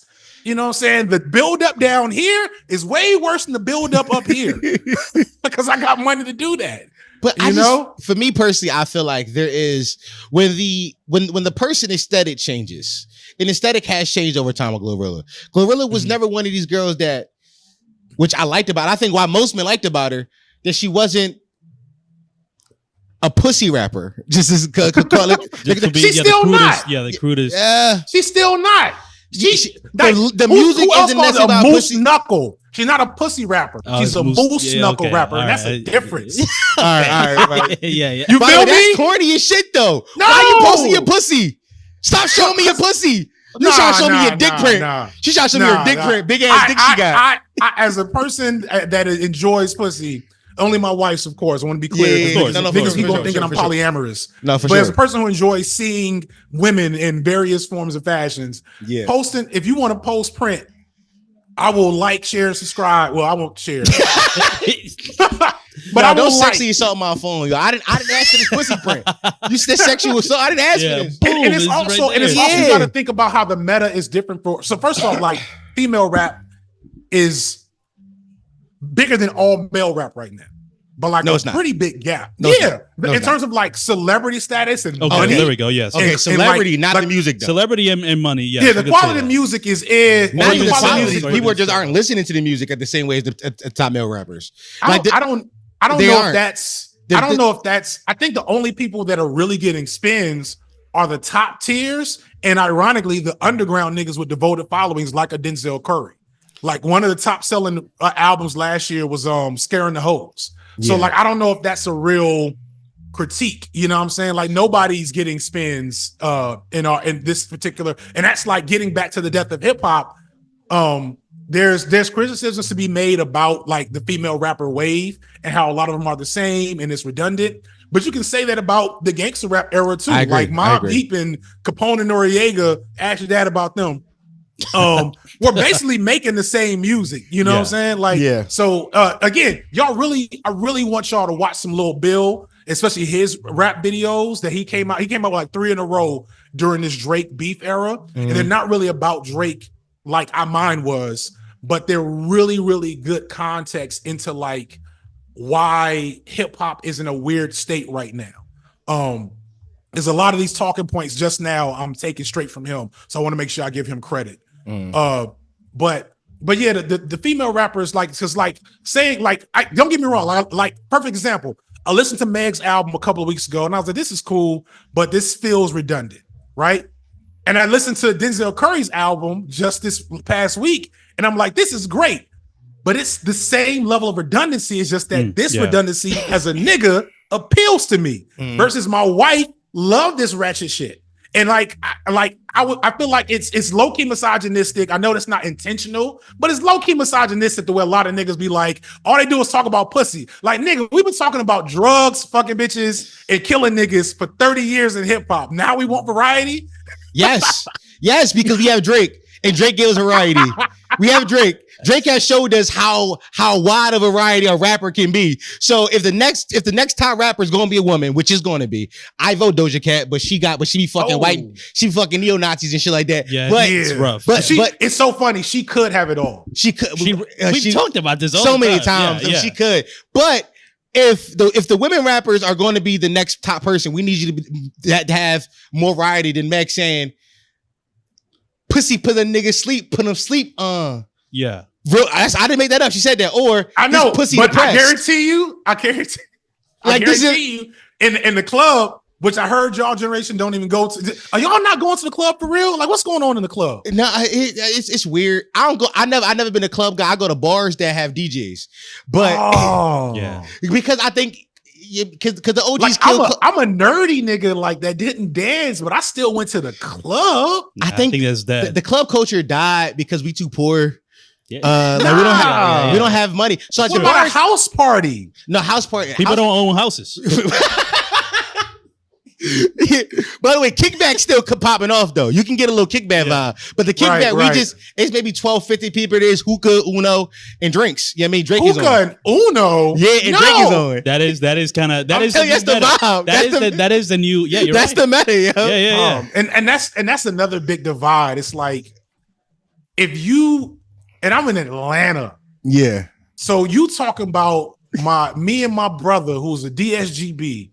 It was down South Georgia, but I keep forgetting. I don't know if everybody know that shit. I don't. So I was gonna roll with it though. Well, he's from here, right? Yeah. So like he was introducing me to like crunk music in like the late 90s before that shit really popped off. And I'm like, I kind of get it, but when I got here and I got in a Chevy Caprice riding down Peachtree Street, playing Lil Jon, and it's another nigga across from us in a Caprice Classic or a Impala playing Yin Yang Twins, and niggas is hanging out the window cursing at each other for no reason. like y'all, and then you get to the club, and I remember in a state of mania with my brother and his friends. I'm the only college nigga with these DSGB niggas in a DSGB club. And we're just trying to break the floor with our feet. We're like, this song is so hype. Let's see if we can put a dent in the hardwood floor. Okay. Where is that with the Gen Z? Nah. So Nardo Wick had a record like that a few years ago. Nardo Wick. Oh yeah, what the fuck is that? I vividly remember doing that. Okay, I do remember that. I like that one. That happened. That very specific idea of trying to stomp a hole that happened. Pooh Shiesty had a vibe too, but you also gotta realize there's niggas is still clubbing. Like it's Right. niggas flying to Miami with $200 in their account. Listening to Rob 49. Yeah. Listen to Rob 49 and fucking what's you the know what that Moneybag is. Yo. Moneybag? What's the new Boss nigga? Man Boss Dilo. Man Dilo. Yeah, Like these are it's the new niggas like street that. rappers that make club music for You know what I'm today. saying? It's niggas like that still existing. Yeah. But as niggas But who they do don't po- get the. you talking to niggas who do podcasting and want to debate about Drake versus Kendrick right now. Yeah, So like right, I I was don't know if by the way, and I think that But we can do both though. Like I'm a Nah, Final Fantasy got video real. game. I'm a literally in the top 5% in a video game like type nigga. Hey. And I was that in college. Hey, I Sig, was listen. not a Mr. Money. I was not a Mr. Money and bitches nigga in Sig. college, but I was still going to the club You to gotta grind on realize. ass. You gotta realize these new young niggas walking outside with ski masks and switches on their guns. Yeah, it's Do So I you want know what? This is so funny. like, that's a good point, actually. like, Yeah. like I don't know if I want to be in those places. You know what I mean? And you know what? What's funny though? You're safer now than in my era. We just didn't know any better. Like literally, violent crime is lower now than when I was growing up. Yeah, but these niggas No. is hotheads. So like I But- know the numbers but say not- that.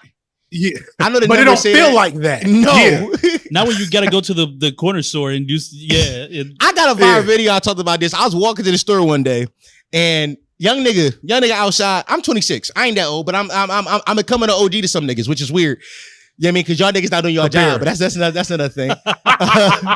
But I'm walking by, and a young nigga say, "I'll blick the shit out old here, yo." Who's he talking to? yeah, just Just randomly. I didn't do nothing. I'm walking down the street in a half shirt. I cut my shirt and shit. I got jean shorts on. I'm not the nigga you want to blick at all. I'm so unthreatening. I have my hair was pink at the time, I think. I'm the most non-threatening nigga in the world at this moment. And nigga, like, I will blick this shit out. These young niggas don't give a fuck. So why would I go to the club where they playing Boss Man D-Lo and Rob 49, music that I know get them hype, when I can sit in the crib, invite In 6 the women kickbox. over. Yeah. And have a better shot at actually getting one of those women. Yeah. And These women I trying invite to like one of literally us. whisper in the ear during the whisper song. You know what I'm saying? You know So what I I'm get you. But that's so much of this discussion though is about perception though. saying? And it's like I have the privilege of age and of course like doing a lot of this shit. I know the data. So like I've been robbed at gunpoint. It was about old nigga though. It was about old nigga with a Jerry curl. It's wild. oh wow, okay. I got robbed at gunpoint by 2 niggas at the same time that weren't connected. Because Damn. one nigga took my phone and my wallet, and the other nigga stole my car. At the same time. At the same time, they, Yeah, shared, yes. they shared a robbery. No, they ran No, a robbery yeah, train. they shared a robbery. It was wild. It's actually how I met my wife. Hey, that was a crazy story. But like so like and I've done social work. Yeah, So yeah. I like dealt with like you just see the young niggas on the street. You ain't had to deal with them behind in a cage or be Yeah. trying to keep them out of cage. Like I get what you're saying. Yeah. However, like it was worse back then, and we were still at the club talking about I'm about to go to the trunk. That lyric appeared in like 7 different songs between 2001 and Yeah. 2006. Yeah. And so it's not saying it's a good thing. And so we're coming back full circle to like the state of hip hop, right? Under the era of Drake. Mm-hmm. It's not Drake's fault. No. But I do feel a sense of like loss that there are things that y'all are not experiencing with hip hop that is mostly our fault. Like you said some real shit. Y'all niggas ain't doing y'all jobs. And I agree with that. Like old heads, I'd be so mad at all these old head podcast niggas and the way they talk. They don't have no young niggas on their shows. Like why is That's a great Kai point. Cenat not been on my Math Hopper or Joe Button or Yeah, shoot Charlamagne? at Joe Budden. I hate that nigga. Let's get on that nigga, yo. There's no He might see this. You big, yo. Shoot that nigga, yo. I ain't shooting at nobody. Nah, say Because I'm fuck trying to Joe. get invited too. Nah. I gotta say it to his face. Nah, But I know all- his son. Fuck that nigga. Like, nah, fuck. No, shout out to Shout out Joe to- Budden. Chill, you Trey. might cut that part. No. Trey, my dog. But no, for real though, all these old heads are not reaching back. Yeah. And I understand because we didn't have old heads. Mm-hmm. You know what I mean? The crack epidemic took a whole generation of old heads out the game for us. You know what I'm saying? So like our old heads are either trapped, like are either dead, in jail, strung out or just not good niggas. And it's like one decent old head that gotta be an old head to like 150 niggas in the community. You probably seen this coming up around you for yourself. And so I think that's why you talk about like the millennial selfishness. It's because we didn't have people looking out for us like we should have. And so we turn around and don't do the same. And so it's a lot of bitter old heads where it's like, there's no reason that, again, Kai Cenat or other young media figures shouldn't be regular, if not just to give them the game. You know what I'm saying? If not just to carry on tradition. It's like they'll sit back and they'll complain about how much rap has changed and hip hop is dead. And I don't like, Sexy Red or these new little young niggas, 3-letter rappers. And it's like, have y'all talked to them? Have y'all sat down and shared and broke bread with the youth? And that's that, and they don't. And that's really frustrating to me as an old head, because I have arguments with people my age, like, hip hop is dead. I'm like, are y'all listening? Y'all ain't heard this? Like, I know you would like Jid. I know you would like Jid, my dude. And it's like, I don't listen to these new niggas. I'm like, all right. Well, we had our time. Enjoy being obsolete. That's really what it is. I think that hip hop is growing, and I think the old niggas ain't growing with it. That's truly what it comes down to. I think that we've progressed so far, and I feel like certain groups within our population still want to take us back to a time where 50 Cent was stuck out. It's like, nah, these like a lot of these you look Technicolor, bulletproof vests. It's a little nigga out here right now, and I want to recommend you his music. His name is Skywater. Have you heard of his name before? Skywater, by the way, I just fucked their pronouns up. They, them pronouns. Yeah, they them. I do know them. Yeah. They just popped up because I fuck a lot with the LGBTQ community in my content. I fucks with them. I fucks with them a lot. And so like my TikTok feed is like my TikTok feed is TikTok is probably so confused about what the fuck is going on with me, because it's like one part black men shit, one part like ratchet nonsense, one part political stuff. And then every once in a while I get like pure like, this is what trans people are doing on TikTok. And I'm like, and so I just found I don't know if dude was gender non-specific to me, but I just found dude, and I heard him before because they had a couple of hits. Before they came out as non-binary. They got the song Miles that people like. He has the song with Lil Nas. They have the song with Lil Nas X record they got out right now. Yeah, they're more of an underground figure right now. But they got an album that came out not so long ago called Gigi. Yeah. It's shaking the streets up right now. I'm telling you. I don't know how they gonna deal with it. I don't, but the thing is, he's an amazing songwriter, amazing producer, and he's going to catch one at work soon because he got it. And I don't know how the old nigga's going to deal with calling that little nigga that little gay boy them. Like, it's and he hot too. It's great music. It's great. Here's how I know it's hot. Like it's young tough street punks right now who are vibing to his shit. Like the toughest nigga in my neighborhood is vibing with that. But we said what? I said you breaking up. Well, that's because I heard you say that's because like the hood been gay forever. Niggas don't like to admit it. You know what I'm saying? And like and the old heads. What you said about the old heads? What's happening? What's happening is, and I touched on this way back. And it's funny, like one of my earlier videos. I might return to this now that I think about it. That might be a whole good video.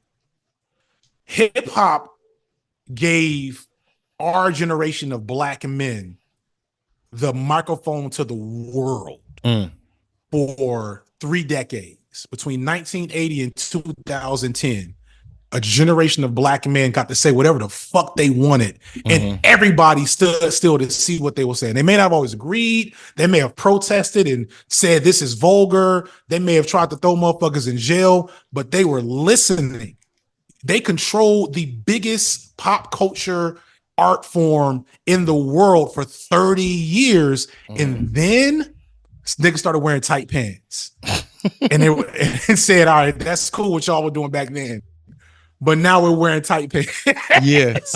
and going by they, them pronouns. And niggas can't handle it. They can't handle subtly not being the center of attention. And they haven't done the emotional work to say, this was never supposed to be ours forever. We're supposed to pass this on. And they wonder why there's such a divide. And until old heads and people my age and older, right? Because like a lot of these people, Buttons and them, are older than me. They're like Gen Xers, like young Gen Xers. Until they sit and say, you know what? We have to allow the culture to be born again in this new era for real. And we have to hand over the reins of power and the access and the resources to a younger generation and just hope that they still carry on traditions in ways that we appreciate. And if they don't, that's life. It's gonna continue to be this weird, like, because right now hip hop is so weird. It's like good music being made, but it don't feel good like it should. You know what I'm saying? Like when you said you don't like Denzel Curry, so like Jid, you like Jid? Nope. Come on now. Nope. Damn. Nope. I like all those people. You can still make that point. Thank you. So Forever Story to me, the best album by a new nigga yet. I don't know if any rapper that started after 2010 has made a better album than Forever Story. You know what I'm saying? It's a good feel question. free I have to think about that. But yeah, it's a great album for sure. Yeah. And so like that should have been so celebrated. That should have been everywhere.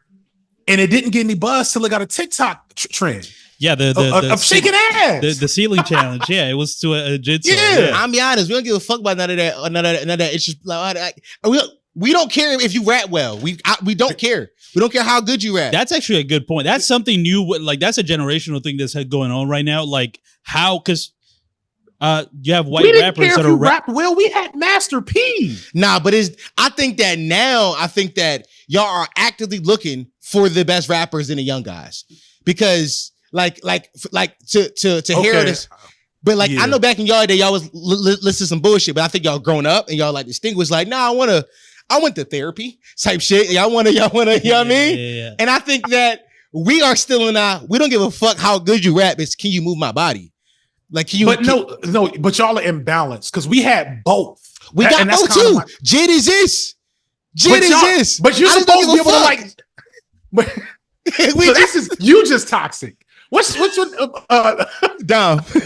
No, not Dom. I'm done with Dom. I forgot what your name was, bro. I'm sorry. Oh, four. Y'all switch seats. Bring his dad.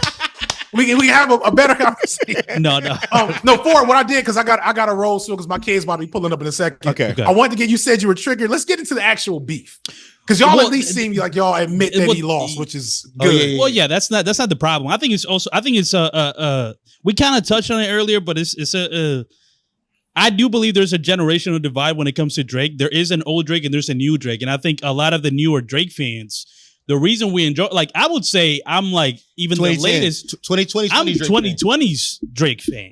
Wow. Like, I actually discovered him from his body of work from Dark Lane demo tapes, a mixtape during the pandemic, to For All the Dogs. That's actually, and I'd heard him throughout the 2010s because, of course, you can't escape the music. But I became a true fan of his from that time. And I think it's because even just simply from an age thing, I'm 24. So in 2020, I was 20 years old. A lot of it is he's still, because of his Peter Pan syndrome, he's still able to tap into like something as basic and universal as heartbreak. Right? Like, so there's a song on Dark Lane demo tapes called Not You Too. And it's kind of, you were listening to it and be like, that's a basic R&B song. But for me, in a lot of the younger fans, has a very specific memory of heartbreak. For me, it was just me in front of what is it? You were that the Schuylkill River. Schuylkill River. Just like parked listening to that song because this girl I was talking to didn't respond to me. I don't know. I was very emo. And that song was this is the song that was playing. We've all been there. Yes. So but do you have a Drake song like that?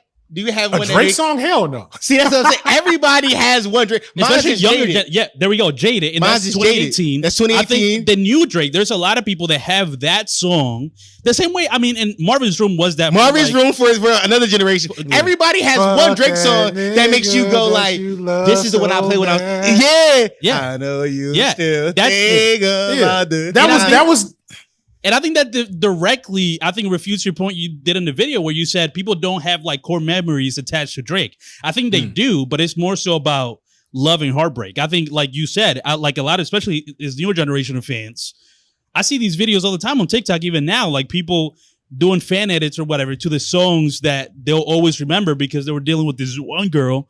And for whatever reason, Drake has always been very good, even throughout the years, at like tapping into that Which vulnerable, is so interesting. heartbreak side. And that just goes to show all the sides of Drake as an artist, by the way, because that's just one part of it. That's the part I identify with, and the reason I'm still a fan is because there's a very core memory attached to one of his songs. And then you just always have that attachment. I think a lot of people, because he makes so many different types of music, at any point in your life, there might be a song. There's a Drake song that was playing during that core memory. And I think even, might I say, Tootsie Slide.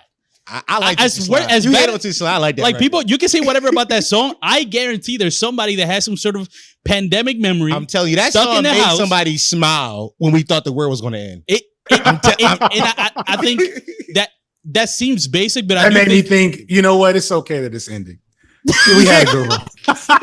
I heard that and I was like, it's good. We're all inside right now. Yeah. And we're all about to die. yeah. We don't have anything left to offer the universe. Nah, Somebody I goes, think I was like, the Dolphins should come through. The Dolphins need to come through and The take Dolphins- over our spot and see what they can do. Shit. the dog. We have nothing left. Yeah, Listen, I kind of agree with the idea of I think the hip hop has died in terms of like a genre and what it meant, synonymous, like correlated to the culture. Like you said earlier, it's two different things now, and I think now like people deal with hip hop as music and as culture like completely different. And I think people just see hip hop songs as songs, especially when you have big pop artists that are just taking hip hop beats and singing over them. It's all Ariana like, Grande did the whole album like that. yeah, Ariana Grande did Seven Rings. That album, I believe, is called, where it was just trap beats. That's the biggest that's all pop. it is. It's all. It's just a musical. It's so interesting how, and I'm not saying you haven't said, I don't think you've told any lies. I want to be clear about that. But it's interesting the perspective, the difference in age and the difference in the value of those things. The whole thing about the culture, right? So it's like, I hear that Ariana Grande, infamous Blackfisher, Ariana Grande, made a whole album of track beats. And I just think, man, how did we get here? Nobody, fucking Mariah Carey wouldn't have dared at the time. But and then, like, when you say hip hop is dead, you say it so casually, and it's true. You're not lying. But when niggas my age say hip hop is dead, it's like the end of the movie. It's like they're holding it in their arms. And it's dying breath, and they can't believe this happened. Like it's Old Yeller. And so like that's and I want to be clear. I don't think hip hop is dead, but I think we both agree that like the framework and the zeitgeist that was hip hop for 30 years is gone, and it may never come back. It probably won't. And like when I hear that there's a Drake song for every moment in your life, I agree. And I hate it. It makes me so angry. Why? Because it's Drake. Because I'm gonna tell you why. I'm gonna tell you why there's a Drake song for every moment of your life. It's the same thing with the fighting game analogy. Yeah. He figured it out. Yeah. He said, "I'm not gonna ever let anything be without me. I'm going to make McDonald's rap." That was another one of my jokes that I left out of the section. And don't get me wrong, I'm sure some of those songs really do capture that moment effectively, but I guarantee you, like my heartbreak songs are actual R&B songs. You see what I'm saying? Okay. Yeah, sure. Like my get hype before the sporting event songs are actual gangster rap or rock or heavy metal songs. And so it's like, there are recipes lost. There are things missing. Who's the top R&B artist right now? Jacquees? SZA. SZA? Yeah. Is SZA R&B though? She used to be. She's That more last now. album. That last album was super pop. It was more pop. Okay, well then below that would be Summer Walker. And Summer Walker's But a bird before brain. Summer Walker, yeah, okay. Summer She's Walker huge. probably. Yeah. But Summer Walker, so SZA's way up there. Yeah. Like Jacquees is the only dude doing it. Shout out, Jacquees actually taught him in high school. It's so funny to see. Oh him, wow. Okay. blow up like he did. That's crazy. But he's blow up, but like relatively speaking, Jacquees is a small fry in the industry. Yeah. You know what I'm saying? SZA is huge. Summer Walker's pretty big, but like none of them are Mary J. Blige, Whitney Houston, Erykah Badu. You know what I'm saying? I'm going down. But those mine, right? You feel me? And I'm sorry, I refuse to believe that any Drake song has anything on Erykah Badu's Green Eyes. Have you ever heard Green Eyes by Erykah Badu? I'm sure I've heard it before. It's 10 minutes long, and it's 3 different songs smushed together about how down bad she is. Family, I don't know if your family matters, but that's 3 different songs smushed together. That is 3 beats together. That's right. That is 3 different. Yeah, that's a good point. I went to the gym earlier, so I heard it earlier. You know, I even did some squats. I just said it to say, like, what you're saying isn't false. Mm-hmm. And I guarantee, and it's definitely a good criticism that I sold short a portion of Drake fans for the depth of connection and value they have in his music. That is true. I still hate that for you. And for the culture, because if Drake is everything to everybody all the time, not only are other artists not getting what they could be getting out the game and out of their art, but the audience isn't getting what they could be getting out of the genre and the art, because they're only going to this one figure who's giving you the McDonald's version of that thing. But I think that's a less of a critique against Drake and more of a critique against everybody else not being as good. To be honest with you, I have to be because I think this is a great point. The idea, and I think this correlates to your point that you did for the first Drake video you did, and how you kind of ended this latest one too, about how Drake, he won, but at what cost, right? Like that idea of like he crushed it, like he's able to do everything.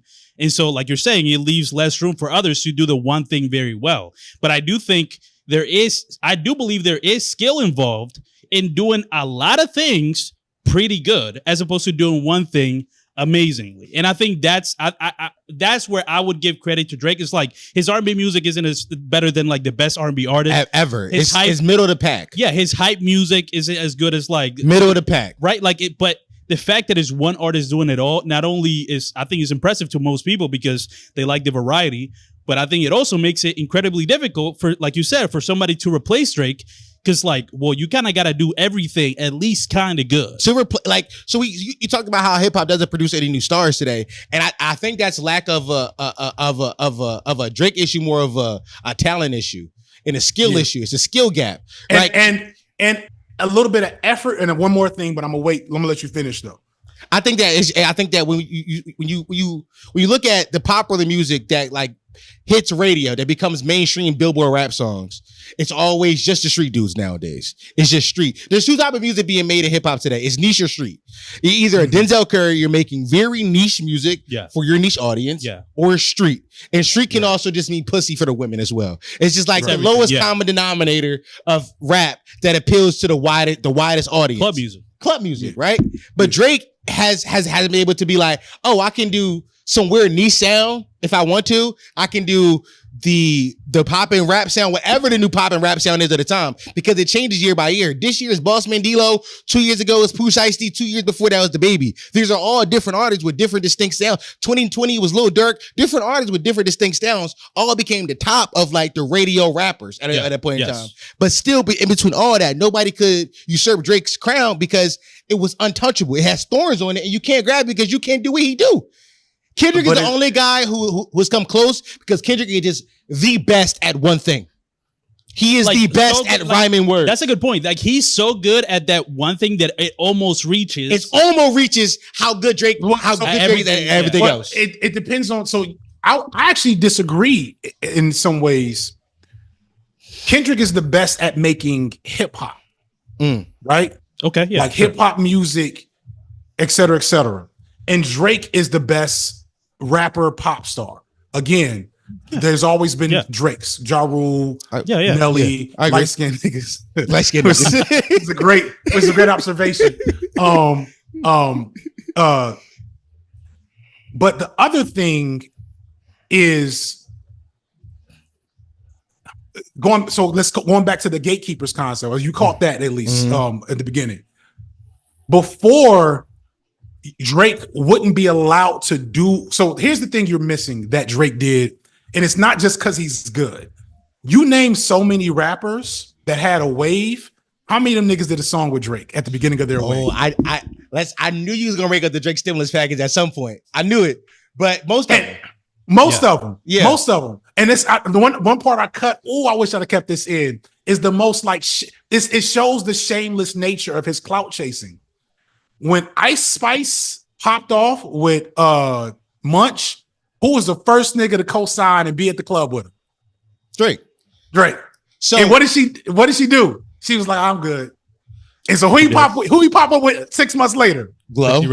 Sexy Red. Sexy Red, Glow, both of them. Yeah. My biggest issue with the Drake stimulus package is that Drake has done it his whole career.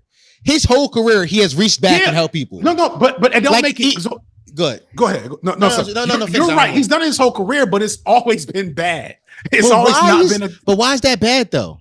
Because it leads to where we are now, where like he's watered down by making sure that he's everywhere all the time.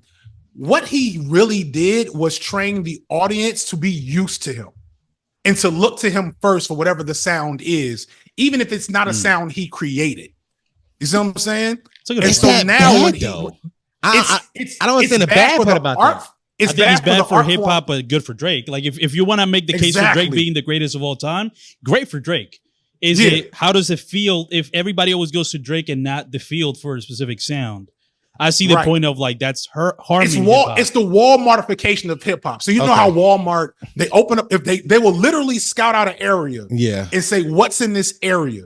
Yeah. And it's a chicken wing spot, it's a hairdresser, it's a glasses spot, etc. Okay, we're gonna put all those things in the Walmart and we're gonna pay extra money we're gonna lose money. Walmart will lose money in order to reduce the amount of value of a product just so they can put other people out of business. And so they can control the market completely when it's all said and done. And that's what Drake has done. And that makes him the most successful rapper, artist, pop star of the last 10 years. It doesn't make him the greatest. It makes him in many ways the worst, in my opinion. Now, it doesn't mean that he doesn't come up with bangers when he dabbles in these styles. I'm listening to more Drake grind than actual, and think about this for a second. I couldn't point out Central C from Floozy. Yes. I don't even know the dude's name, but you know what I'm talking about. Yeah, I know what you're talking about. But I know when Drake did that shit, and that is the insidiousness of that action. You know what I mean? I think I don't. I understand the idea. Don't get me wrong. I understand. I get the basic principle, but I disagree with it on a fundamental level of just be better. Like I'm not just be better. They are better. They're better at that thing. They are better. You just Ice Spice was not better at drill.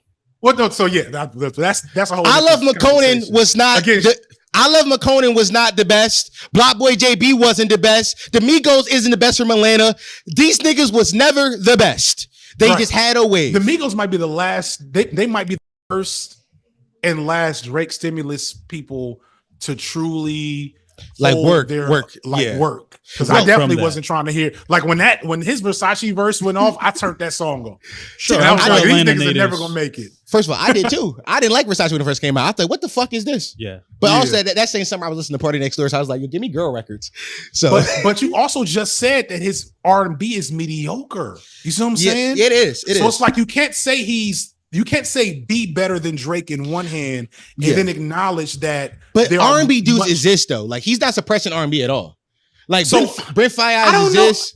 I don't know if that's fair to say. I think there's a lot of other factors outside of Drake. Let's be clear that Drake is only taking advantage of the new meta in music and art, right? He's like Drake could not continue be how he is if the streaming era had not become a thing after the SoundCloud era.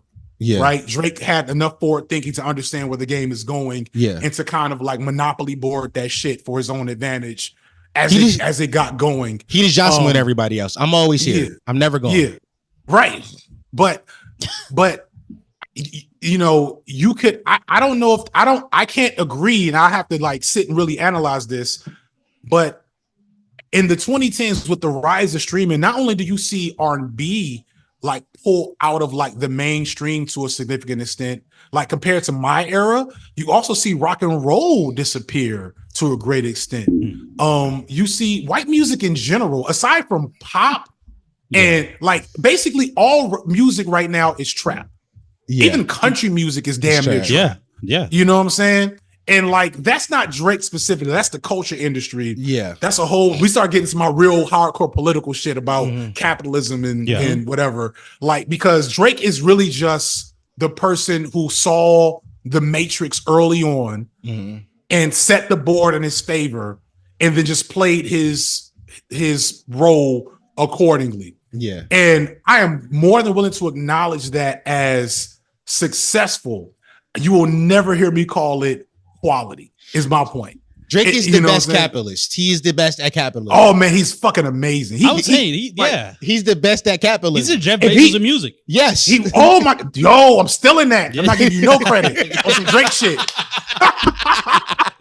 Yeah. Oh, that's gonna No, be a for name real, of I the mean, next video about Drake. Yeah. The Jeff Bezos of music. It's true. I mean, he just able to do it so well that you even you despise it. You can't not go to the gym and listen to a Drake song. Yeah. Same with Amazon. It's like if Man, you want that product, nigga, I'm better than what you mad. Yeah. I be in there like, yeah. I get through them sets until I don't like the second beat. I hate that second beat too. Everybody like that. I hate that drill beat. That shit Okay, ass. so we agree on that one. That shit sucks. And it might be because I feel like that whole. I'm so mad about that song. Like in retrospect, Wow. even as a Drake hater, because it was such a failure. Yeah, It he was. It was. he missed the mark. was. He missed the mark. Like I was so fearful that Drake was going to win. Truly, He shoulda deeply won. Fearful. He should have won. He Can I tell you kind my of probably. Can Go I ahead, tell you go my ahead. theory about how he should have won? I thought about this the other day. It hit me the other day. It finally dawned on me Drake's path to success. So we exist and we are here. 616 drops. Mhm. We just Friday had morning. Yeah. Friday morning, and that Friday Friday morning. night we have Family Matters. Yes. No. No, it's that same night. Yeah, all it's this Friday. happened. Yeah, you're right. It is Friday. It's It's all Friday. that You're right. same night. So here's what happens. 616 drop. Kendrick put that out. That's not really a diss. That's probably my favorite Kendrick song to come out of this whole thing. But that's not really a diss. You don't really necessarily have to respond to that. Drake has 3 beats. He has 3 songs. If he, instead of making one long song and thinking this is this big nuke that's going to kill the game, says, let's make this 3 songs and spread it out the same way Kendrick did, which I'm sure, not like us, all that shit was been recorded. He been had it. And then it looks like a It sound better like tit for it's not. tat. It's It does look definitely tit for tat. Well, that's a It's good a point. better tit for tat than him going, you dropping a nuke, and then Kendrick being like, Boston, I'm about to take the mood all the way down. Because that's all Meet the Gram does. The Meet the Grams take the air out the room, and then not like us be like, let's Yeah, keep dancing. let's Let's keep have walking fun. down. But if Drake goes, all right, here go that first beat. I'm gonna finish push-ups, and then Kendrick. But see, No, but I think it still works this way. 'Cause I think because here's the first problem. beat of push-ups Go is ahead, still go a. ahead. I think the first beat of push-ups is still a good diss song. It's a good diss song. So he can drop that, and Kendrick will still go Meet the Grams. Meet the Grams still goes. So I'm gonna tell you. You mean Family Matters. The first Family part, Matters. the First part. end of I'ma push-ups tell is the you. beginning of Family Matters. The first part finish of- push-ups. That's what I'm saying. Yeah. Yeah. That's Oh, first okay. half I of see what Family- you're saying. I see what you're Yeah. saying. Nah. Overall, your theory. Nah. There's merit to it. Here's the problem. Yeah. Push-ups. Niggas gave push-ups. At least you tried points, right? I think that's probably his best effort in this whole beef. His best, like the purest effort. Well, there's so But- much going on. He's shooting at a lot of people. Yeah. Yeah, shooting at a lot of people. It was hot. You know, it was Drake in his bag, so it was still good. But nobody was looking at push-ups on the level of Ether. You know, back to back. Even though I think back to back is overrated. So on and so forth. Like real hard diss track. Push-ups isn't Hiss from fucking Meg Thee Stallion. Hiss sucks. You know what I'm saying? No, it's not. It's Well, it's not even really, let's his let's is not a fight. Drake diss, but anyways. It's not a Drake diss, but just Hiss And in the same vein where I'm going at multiple people Yeah. and I'm getting them, Sure. push-ups doesn't do that. You Right, know what sure. I mean? So Well, yeah. and then Euphoria, Yeah. 6 minutes, all about you getting everything, and I ain't even touched the pedo shit. I Right? think Euphoria is the worst song to drop. Oh my God, I'm ready to go. My kids should be here any moment. I do. I truly, I think it's like he does that weird Baby Keem beat that I'm sick and tired That's of. the reason why I don't There's like 16 it. voices on it. You rap amazingly. We know. He didn't really say anything new or interesting yet. Because all he did was he regurgitated Joe Budden's, Pusha T's, and Meek's critiques already. He didn't say anything new or interesting. At that point, when Euphoria dropped, Kendrick was up because he was the last person to drop. That for me, at that point, it was whoever got the ball last gonna win. That's how it turned out. Let's be But as far as like Drake, that, he had the ball last and he lost still. But Well, yeah. So I That's disagree. true. That's true. 'Cause I disagree, and I think you're, aside from even for people that like come to the right conclusion on the beef, which y'all are, thankfully, right? You are in the minority in saying that Euphoria was weak. Euphoria was such a strong diss record that and this is why I say your theory doesn't work. If he'd have just responded with the front end of Family Matters after Euphoria, niggas would have been like, that's not enough. That's not enough. I'm being honest with you. I think that I have two. I'm gonna tell you my opinion on this thing for the rip. I walked into this beef thinking Drake had no chance of winning because people didn't like Drake already. And there was no foreseeable future where Drake wins. Drake was at his lowest approval rating of all time. He is 2024 Trump. Never responded. But he is Drake is so hip hop that he responds to damn near everything.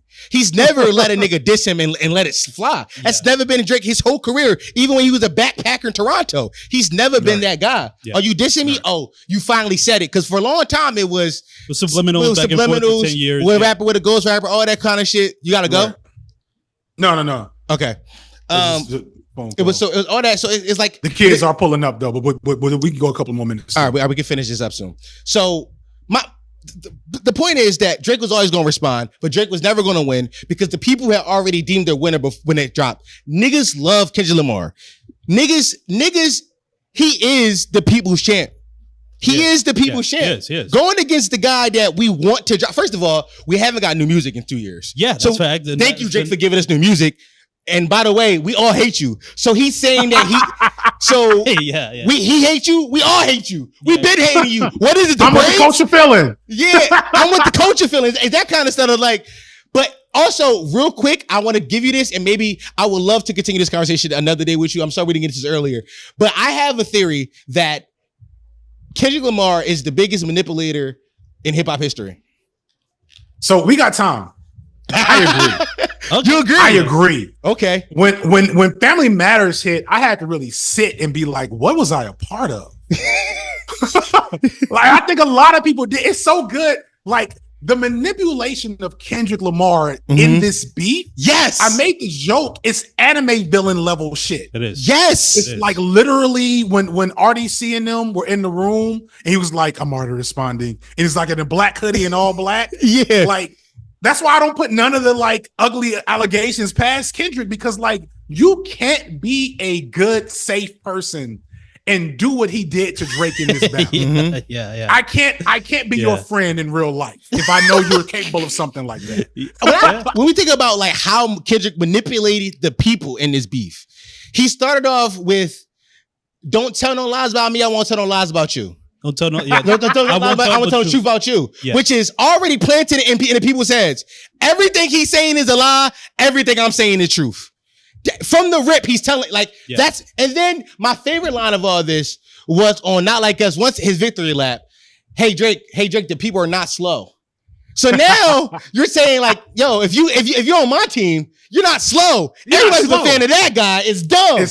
Hey Drake, you can't trick the people. You can't trick like he painted everybody his fans as smart people, and everybody was against him. All of his detractors are idiots. And my favorite part about this is Meet the Grams. That last verse, he just lied, and nobody gives a fuck. No, the last daughter, verse of his verse about the daughter. That he lied. The daughter doesn't exist. So the daughter. Well, I don't put.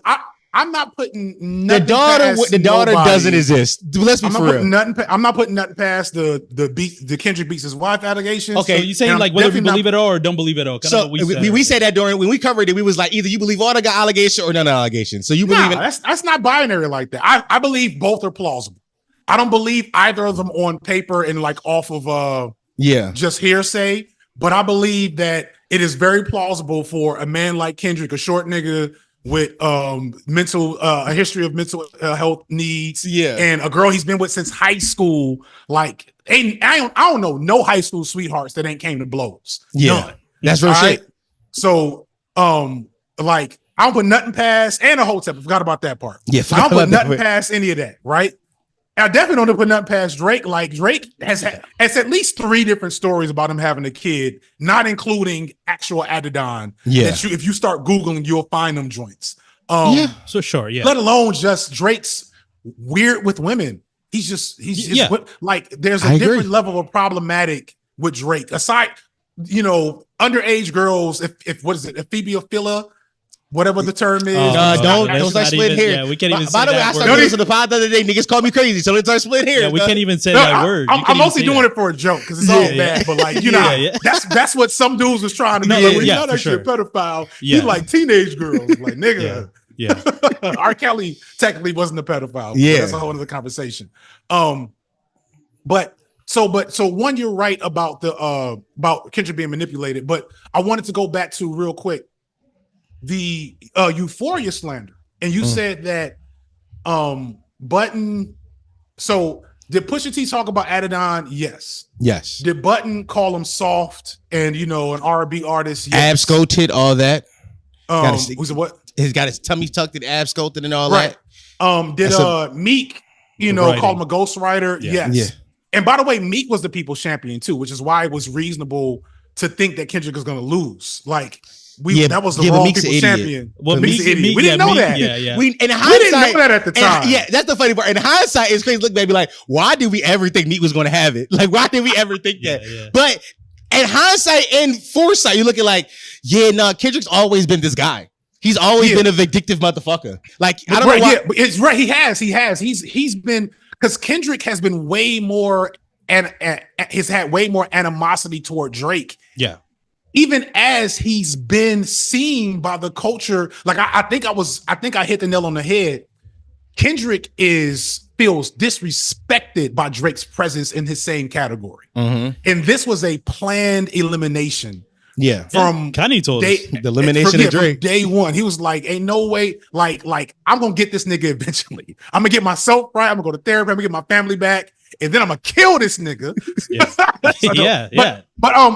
So the critique that you're missing though from Euphoria is, I always like to say that Euphoria took my first Drake video and pared it down to a song, because the critique you said, which was good, which I know Drake, I've ever heard a Drake fan acknowledge that this is part of, like, effectively acknowledge this critique, which is Kendrick illustrated.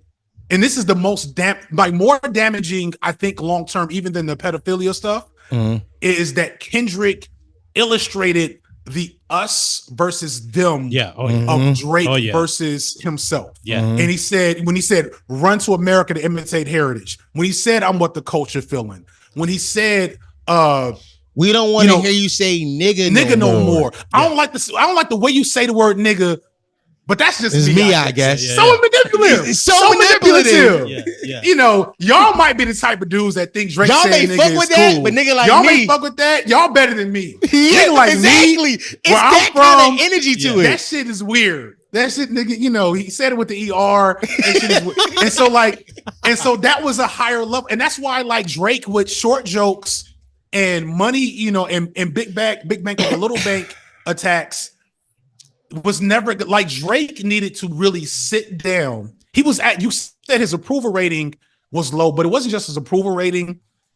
Going back to the manipulation of Kendrick, he's genuinely at his lowest point as a person and an artist. He's less creative than he's ever been. He's less successful than he's ever been. Yeah. He's lost a lot of the zeitgeist of the culture, and he's like sick and don't got no like he's got stomach issues. Yeah. You can't once you get to the age, like advice, settle down, but like whatever fuckery. If you got a girl now, stick with her. If you find a pretty good girl, she ain't got to be perfect. She ain't got to be a dime. But if you can find a good woman to partner with before you're 30 and she ain't got all kinds of other issues that you just like, I can't deal with, make that shit work, because the difference in the lives and the health and the like mental health of men I know that are at least solid with the women in their life around my age and the ones that still fucking around on some Drake shit, it's night and day. And it's exactly why he's so fucked up in the game right now, because he spent so much energy. He couldn't have a good relationship now if he wanted it. No, he couldn't. No. You know, he's broken that part of his brain. Yeah. And so like Kendrick's is like, it's time. You saw all of that. So funny, yeah. Yo, he had, which by the way, elite move. I'm not going to attack this nigga while the peak of his powers. Why the fuck would I? If Kendrick attacks any time before Pusha, I think after Pusha, it still might have been a good fight. But anytime before Push, he get washed. He does not. He can't beat Drake. But Pusha was the first person to show a crack. Right. That Pusha crack helped a lot. It did. Oh, for that sure. Because the Meek and Joe shit didn't do nothing. He told Joe pump it up. He told Meek, is it a world tour? Is it a girls tour? He got them niggas the fuck out of there. But Pusha was like, you are hiding a child. Yes. Child. And that shit rings off in niggas' heads more than anything. That I think that's the most effective diss line in the history of hip hop history. Because it was and he said it so. You are he said like he was in front of child. his face in the studio. Yeah. You are hiding a child. That's what he said. You gotta say it with your whole mouth because he says it like that. Yeah. And I think that effectiveness, that changed how we view Drake as like a human. Like, oh shit, is he really a bad person? As we start to own his bad personness a little bit. But then the superpowers was weakened. Yeah. Neutralized. Yeah. But Kendrick made it seem like he was neutralizing. No. There was already neutralized. And I noticed it, and this is why I'm attacking. Right. He is the biggest manipulator in hip hop history. Great strategy, but I think the issue is that hip hop fans don't acknowledge the problem. They just think that Drake is done because Kendrick was so much better than him. No. It was elite strategy, because I don't think the music itself was that much better. Like Euphoria, the song is, but the strategy. Now I gotta go sit with my kids. Now I gotta go talk to them. But I think it's the strategy it's to a me. funny way to end. But you're right though. Like it is an interesting analysis. And I guess one last thing I would like to hear from y'all is what is next for Drake? Because right now shit is wild. I don't know what to make of. Can I tell you my theory? Yeah. My prevailing theory is Kendrick has the album coming out in October. Mm-hmm. I think October because OVO. And then I think Drake is going to be like, I have an album coming out October. And they're redoing. And they're going to redo 50 versus Ye. Yeah. Which is all Drake ever wanted to do, was to be his idol, Ye. And they're going to go ahead. Because Drake can't do nothing else. He's lost. Musically, he's lost the culture. But what does he still have? Numbers. You got the people. I'm the numbers. I'm the numbers guy. Yeah. You may beat me at everything else, but you can't beat me I'm going to sell 700,000 first week. Yeah. And I think Drake is vindictive enough to make sure this album sells 700,000 first week. I think, even now. Yeah. I think he is vindictive. And I think that would be a win for him. Like, everything you said about me, I am who they say they are. I am who they said I was. What can you at the top, at the front of it? Yeah, I am who they say I am. I am who they say I am. Everything you said was right. But guess what?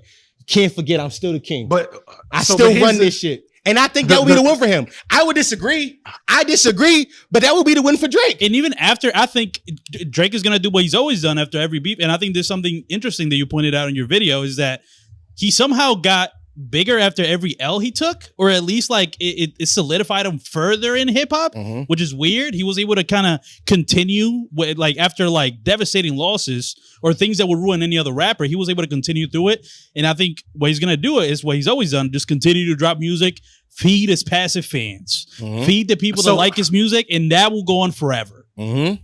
So you illustrate such the divide, not just generationally, that's probably a part of it, but also like the Drake haters and the Drake truthers, and that you didn't actually talk about what the music would be. because that's what I'm interested in. Yeah. Like I don't care. Okay. Like I know Drake's on the outsell Kendrick, and Kendrick Drake would have to truly take several more L's. They would have to find that daughter.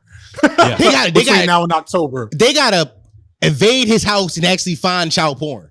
Like right, they gotta, right. like They gotta to him to really get there. But what I do think what I hope as a person who just likes good music, I wanted Kendrick to be on first person shooter. When I heard that was a thing, I'm like, yo, yeah, that should have happened. That'd have been such a moment. I'm kind of mad that didn't happen. He's a hater. Biggest and hater. so I want when I got For All the Dogs the reissue. Yeah, with the and I heard him spit for like 5 tracks. Yeah, and it was like some of the bars were horrible. Like, good Lord, Drake, how far we falling? But it was at least effort. It wasn't like the nonsense I feel like he's been doing.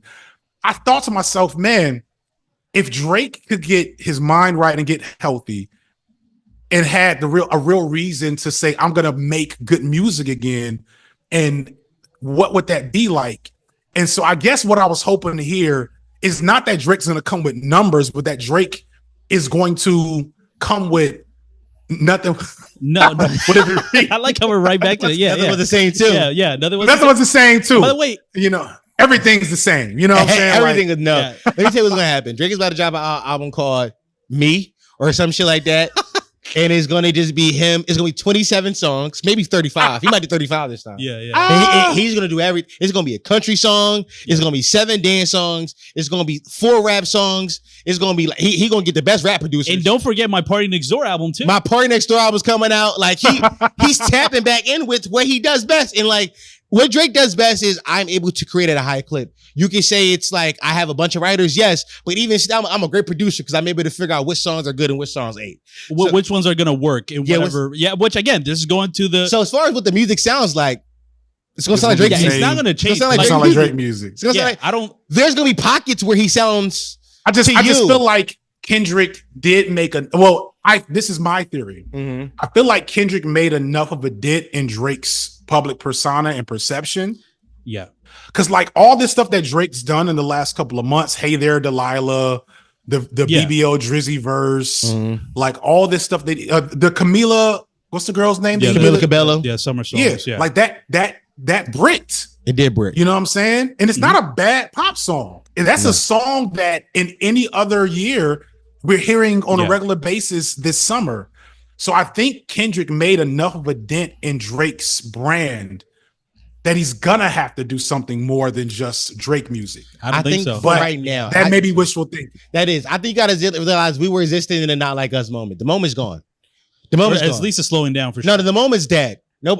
Well, by October, but what if he drops? Because what if he drops another diss track as the first single for the new album? Well, then we got to talk about Kendrick. We got featuring Drake's daughter. We got. Yeah, she opens the track up. Yo, greatest rapper of all time. That happened already, kind of. I mean, we talked about this how like off a strategy. Yo, all right, but we got to wrap it up. We got to wrap it up. Yeah. You're right. Some other time, and this is a fun time. It's so good to talk to Drake fans that understand him beyond the clout. Because I watched fucking when Fantano interviewed Los Pollos. Oh my god! Yeah, he's a streamer that. Yeah, the exaggerated Drake fan is what. But those guys like you gotta realize I'm from hip hop. Like you talking to niggas who ain't from hip hop. I'm of hip hop. Like so, I see Drake as a hip hop artist. I'm noticing his flaws and what his motivations and all that. The same way I would do a Kendrick Lamar or a Tyga. I say Tyga a lot, but that's Tyga. Yo, Tyga got some flaws. Kids. No, I'm just saying. Yeah. I'm talking about this. Like that would have never been who I bring up. It's hip hop, though. You got that's all hip hop. I get it. And you know what? In hip hop, to give a self critique, I spent so much time thinking about this video from the perspective of murdering Drake's worst, mostly white fans, and the only good critiques I've gotten have been from people who are really hip hop that have, for whatever reason, made room for Drake in their hearts. Yeah. And I love the idea of being a fan, even if you're a fan of shit I think is awful. Yeah. That's why I like K-pop. You know what I'm saying? Yeah. I don't think K-pop music is that great. It's just old R&B music from the 2004. Yeah. You ain't But lie. I love how people go up for it. Maybe a little too much, actually. So like I get it. It's just You just don't like Drake. but you make a good point that you're from hip hop. Like it's that's an interesting critique. So we'll see when I make the Jeff Bezos of rap follow up video. You know that I came up with by myself. Yeah, of course. I may return to those ideas. Yeah. It's a lot of fun, gentlemen. No, good thank luck. you. Good luck out here on these YouTube streets. Yo. Please don't pop up saying no wild Trump transphobic No, shit. I gotta no, disavow y'all nah. niggas for. Nah. Because I love finding. I love that. I love your critique of millennials and the petite bourgeois. You don't realize that's what you did, but like I love that. I think we need more non-elite niggas with microphones that also don't sound like academics. You know what I'm saying? Yeah. Like we need more of that. So I'm really happy that we did this collab. I whenever y'all come through with this, I'm gonna share it on my page. Make sure y'all get some love and man. just don't make me have to disavow y'all niggas 6 months No. from now. Listen, we try to clean up our image, man. He's going wild for a little while, Yeah. but I mean, we try to Oh clean yeah, it we up. all have a wild moment. I got podcast episodes 2010. I hope nobody find. Oh, I'm with you. You know, That's a dangerous. Yo, podcast in 2010. That's a dangerous Different time. it was a wild era. Yeah, that was. It was a wild era. Yeah, that I was. was, That and really was. I was in a different state of mind. I ain't had no kids yet. I'm so happy that nigga's named a different name. That is Good, not FD. yeah. That is not FD Signifier. All right, but thank I you, gotta go, FD. y'all. Peace and blessings. Have a good one, brother.